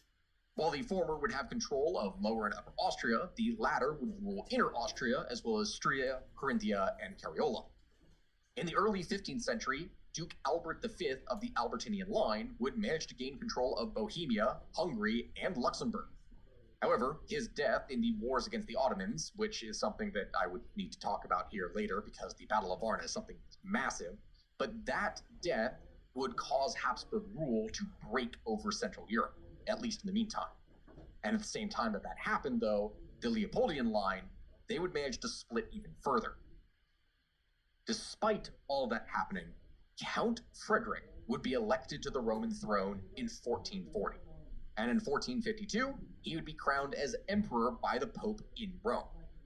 This gesture actually gave the Habsburgs legitimacy in order to allow them to rule over the Holy Roman Empire. And from this, they would rule for the next several centuries. Never again were they going to lose the power that they had before. So while in the ecclesiastical capital, Frederick III would go and marry Eleanor of Portugal, building the first familial link with the Iberian kingdoms. In 1453, the emperor would give the title of Archduke of Austria to his family, and following the death of Ladislaus of the Albertinian line, Frederick would inherit the lands of the Albertinian Habsburgs, which would reunify the Great House and give them a massive authority. Fast forward a little bit of time, and in 1475, Frederick III would coerce Charles the Bold of Burgundy into marrying his daughter Mary to his heir Maximilian. This being something that would give him rights on the Burgundian succession and gain direct control over the Low Countries, which, for anyone who doesn't recognize that, we're talking about the Netherlands. Following the death of Mary in 1482, Maximilian and his father would attempt to gain control over Burgundy itself. They were then challenged by Charles VIII of France, which, from this, would start a multitude of bloody conflicts between the Habsburgs and Paris, and that rivalry is something that would go on for literally centuries. But anyway, moving on to Maximilian. So Maximilian I would rise to the imperial throne in 1493, and as soon as he got elected, the new emperor was then involved in the Italian Wars, which was a giant mess in and of itself. See, the context of this is that following the 100 Years' War against England, the Valois kings of France had undertaken major efforts to centralize the country under their sole rulership control, in comparison to the broken feudal state that France had been to a long time, which is something that pissed off a lot of local nobles. And with the death of King Louis XI in 1481, all power was consolidated in the hands of the monarchy. His son, Charles VIII, even looked to expand France's influence abroad, and specifically from this, getting involved in Italy. So invoking a dynastic claim on Naples, Charles VIII would take Milan in 1493, before eventually occupying most of Italy by the year 1495. From that, he prevented the formal approval of the imperial title of Maximilian by the Pope, and from that would drastically curb Habsburg's influence in the region. Because think about this. You can't be Holy Roman Emperor if you don't have authority over Rome. That was something that simply could not happen, which is something that is going to greatly weaken his control. Despite this temporary setback, Maximilian would receive a major matrimonial union with Castile by marrying his son Philip to the future Queen Joanna in 1497, which is the daughter of Isabella and Ferdinand, like the individuals that would create Spain. Thanks to a military alliance with the Pope, the Habsburgs then managed to regain control and influence of Italy in 1508. Which is all well and good, but the Habsburgs had not managed to achieve their, I guess, depending upon how we would say this, greatest conquest yet. Arguably, from taking control of Spain for what eventually would happen, that was going to be significantly better. But when we think about the HRE, and specifically Austria, you think about Austria-Hungary. And what would happen here is that the emperor would set the path for Habsburg rule over Hungary by marrying his grandchildren, Mary and Ferdinand, to Louis, the heir of the Hungarian throne, and his sister Anna in 1515. So Maximilian I would die on the 12th of January 1519. And at the time of his passing, the Habsburgs had several ties to other reigning dynasties. His grandson, Charles, would be elected as monarch of the Holy Roman Empire and become then one of the most influential figures in all of European history. That's something that, if you remember that episode that we did back when we were doing the book club and we were going into talking about the early 16th century, Charles was one of the key figures in that, and my God, is it an entertaining story. So if you haven't heard that, definitely go back and listen to that episode. But either way, following the death of his father in 1506, Charles had become Lord of the Netherlands. And in 1516, he would inherit the thrones of Castile and Aragon after the passing of his mother. The union of both realms would then solidify under his reign, and they would then form the Kingdom of Spain. And by inheriting the crown of Aragon, Charles had also gained rights to various Italian kingdoms such as Naples, Sicily, Sardinia, etc. And considering what we've been talking about here with France, that was naturally going to set him on a collision course, as Francis I de Valois would set claims on some things that we just mentioned, like specifically Naples. In addition, the French king would challenge the Habsburgs' rule of the Netherlands, as that was right on their border, and they didn't particularly like that the Germans were involved in that territory. Following the death of Emperor Maximilian, Charles would be elected to the throne of the Holy Roman Empire in 1519, becoming Charles V. And by the beginning of the 1520s, he was the ruler of Austria, the major German principalities, southern Italy, Central Europe, the Netherlands, and Spain. Easily during this time period, even as powerful as he was, one of the biggest challenges that he would end up facing during it was the emergence of Protestantism and the Christian schism that would follow. The emperor invested massive amounts of time, energy, money, and blood to try and stop the Reformation. And while that was successful in Spain and some parts of southern Germany, he unfortunately had to accept the existence of Protestant principalities in the lands of the Holy Roman Empire and the Netherlands. It's just, there was no getting rid of it. In addition to the Protestants, Charles had to continuously face France over this time, as he surrounded French possessions effectively. In 1521, Francis I would initiate a conflict in northern Italy, which concluded with the Battle of Pavia in 1525. Winning a decisive victory, Habsburg forces not only managed to defeat the French, but also from this imprisoned their king, neutralizing one of the many threats to his rule. By 1530, the Habsburgs would rule over Austria, southern Italy, Spain, and the Netherlands, and was completely unchallenged. No power was able to contest Charles V's dominion over the entirety of the Catholic world. Until 300 years later, Napoleon would come along and absolutely ruin all of it. But you know, when I'm saying that, my friends, that is not something that I'm necessarily covering here in this. I'm sure that at some point I'm probably going to talk about Napoleon on the main.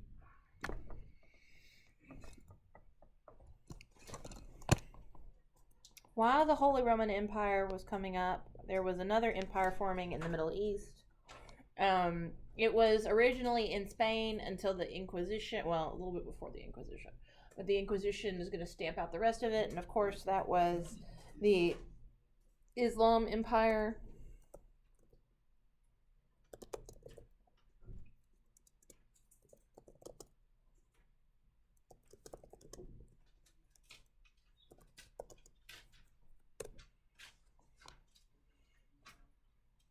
So we're going to start touching on that today.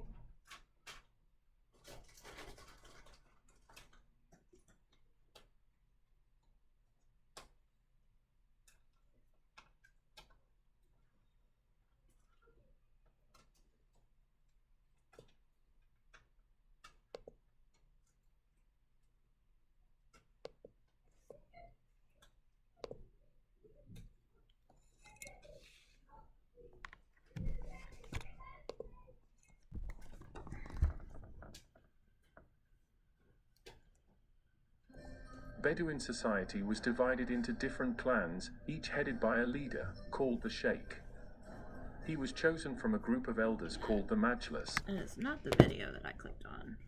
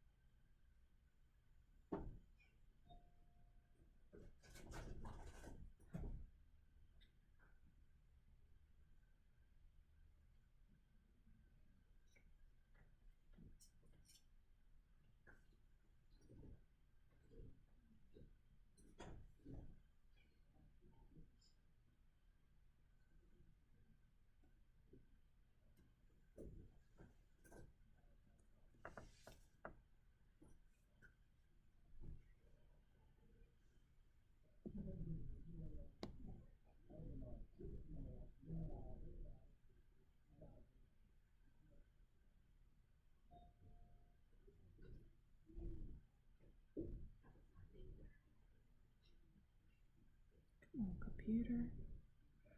Why are you giving me such a hard time?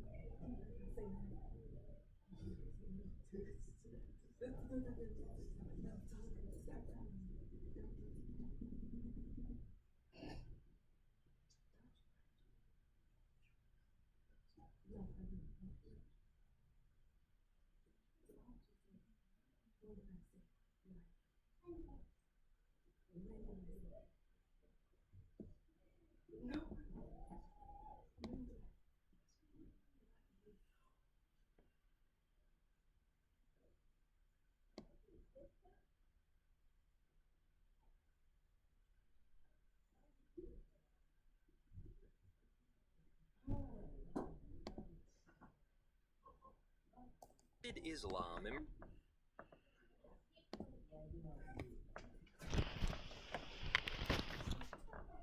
emerge? How did the divided Arabs,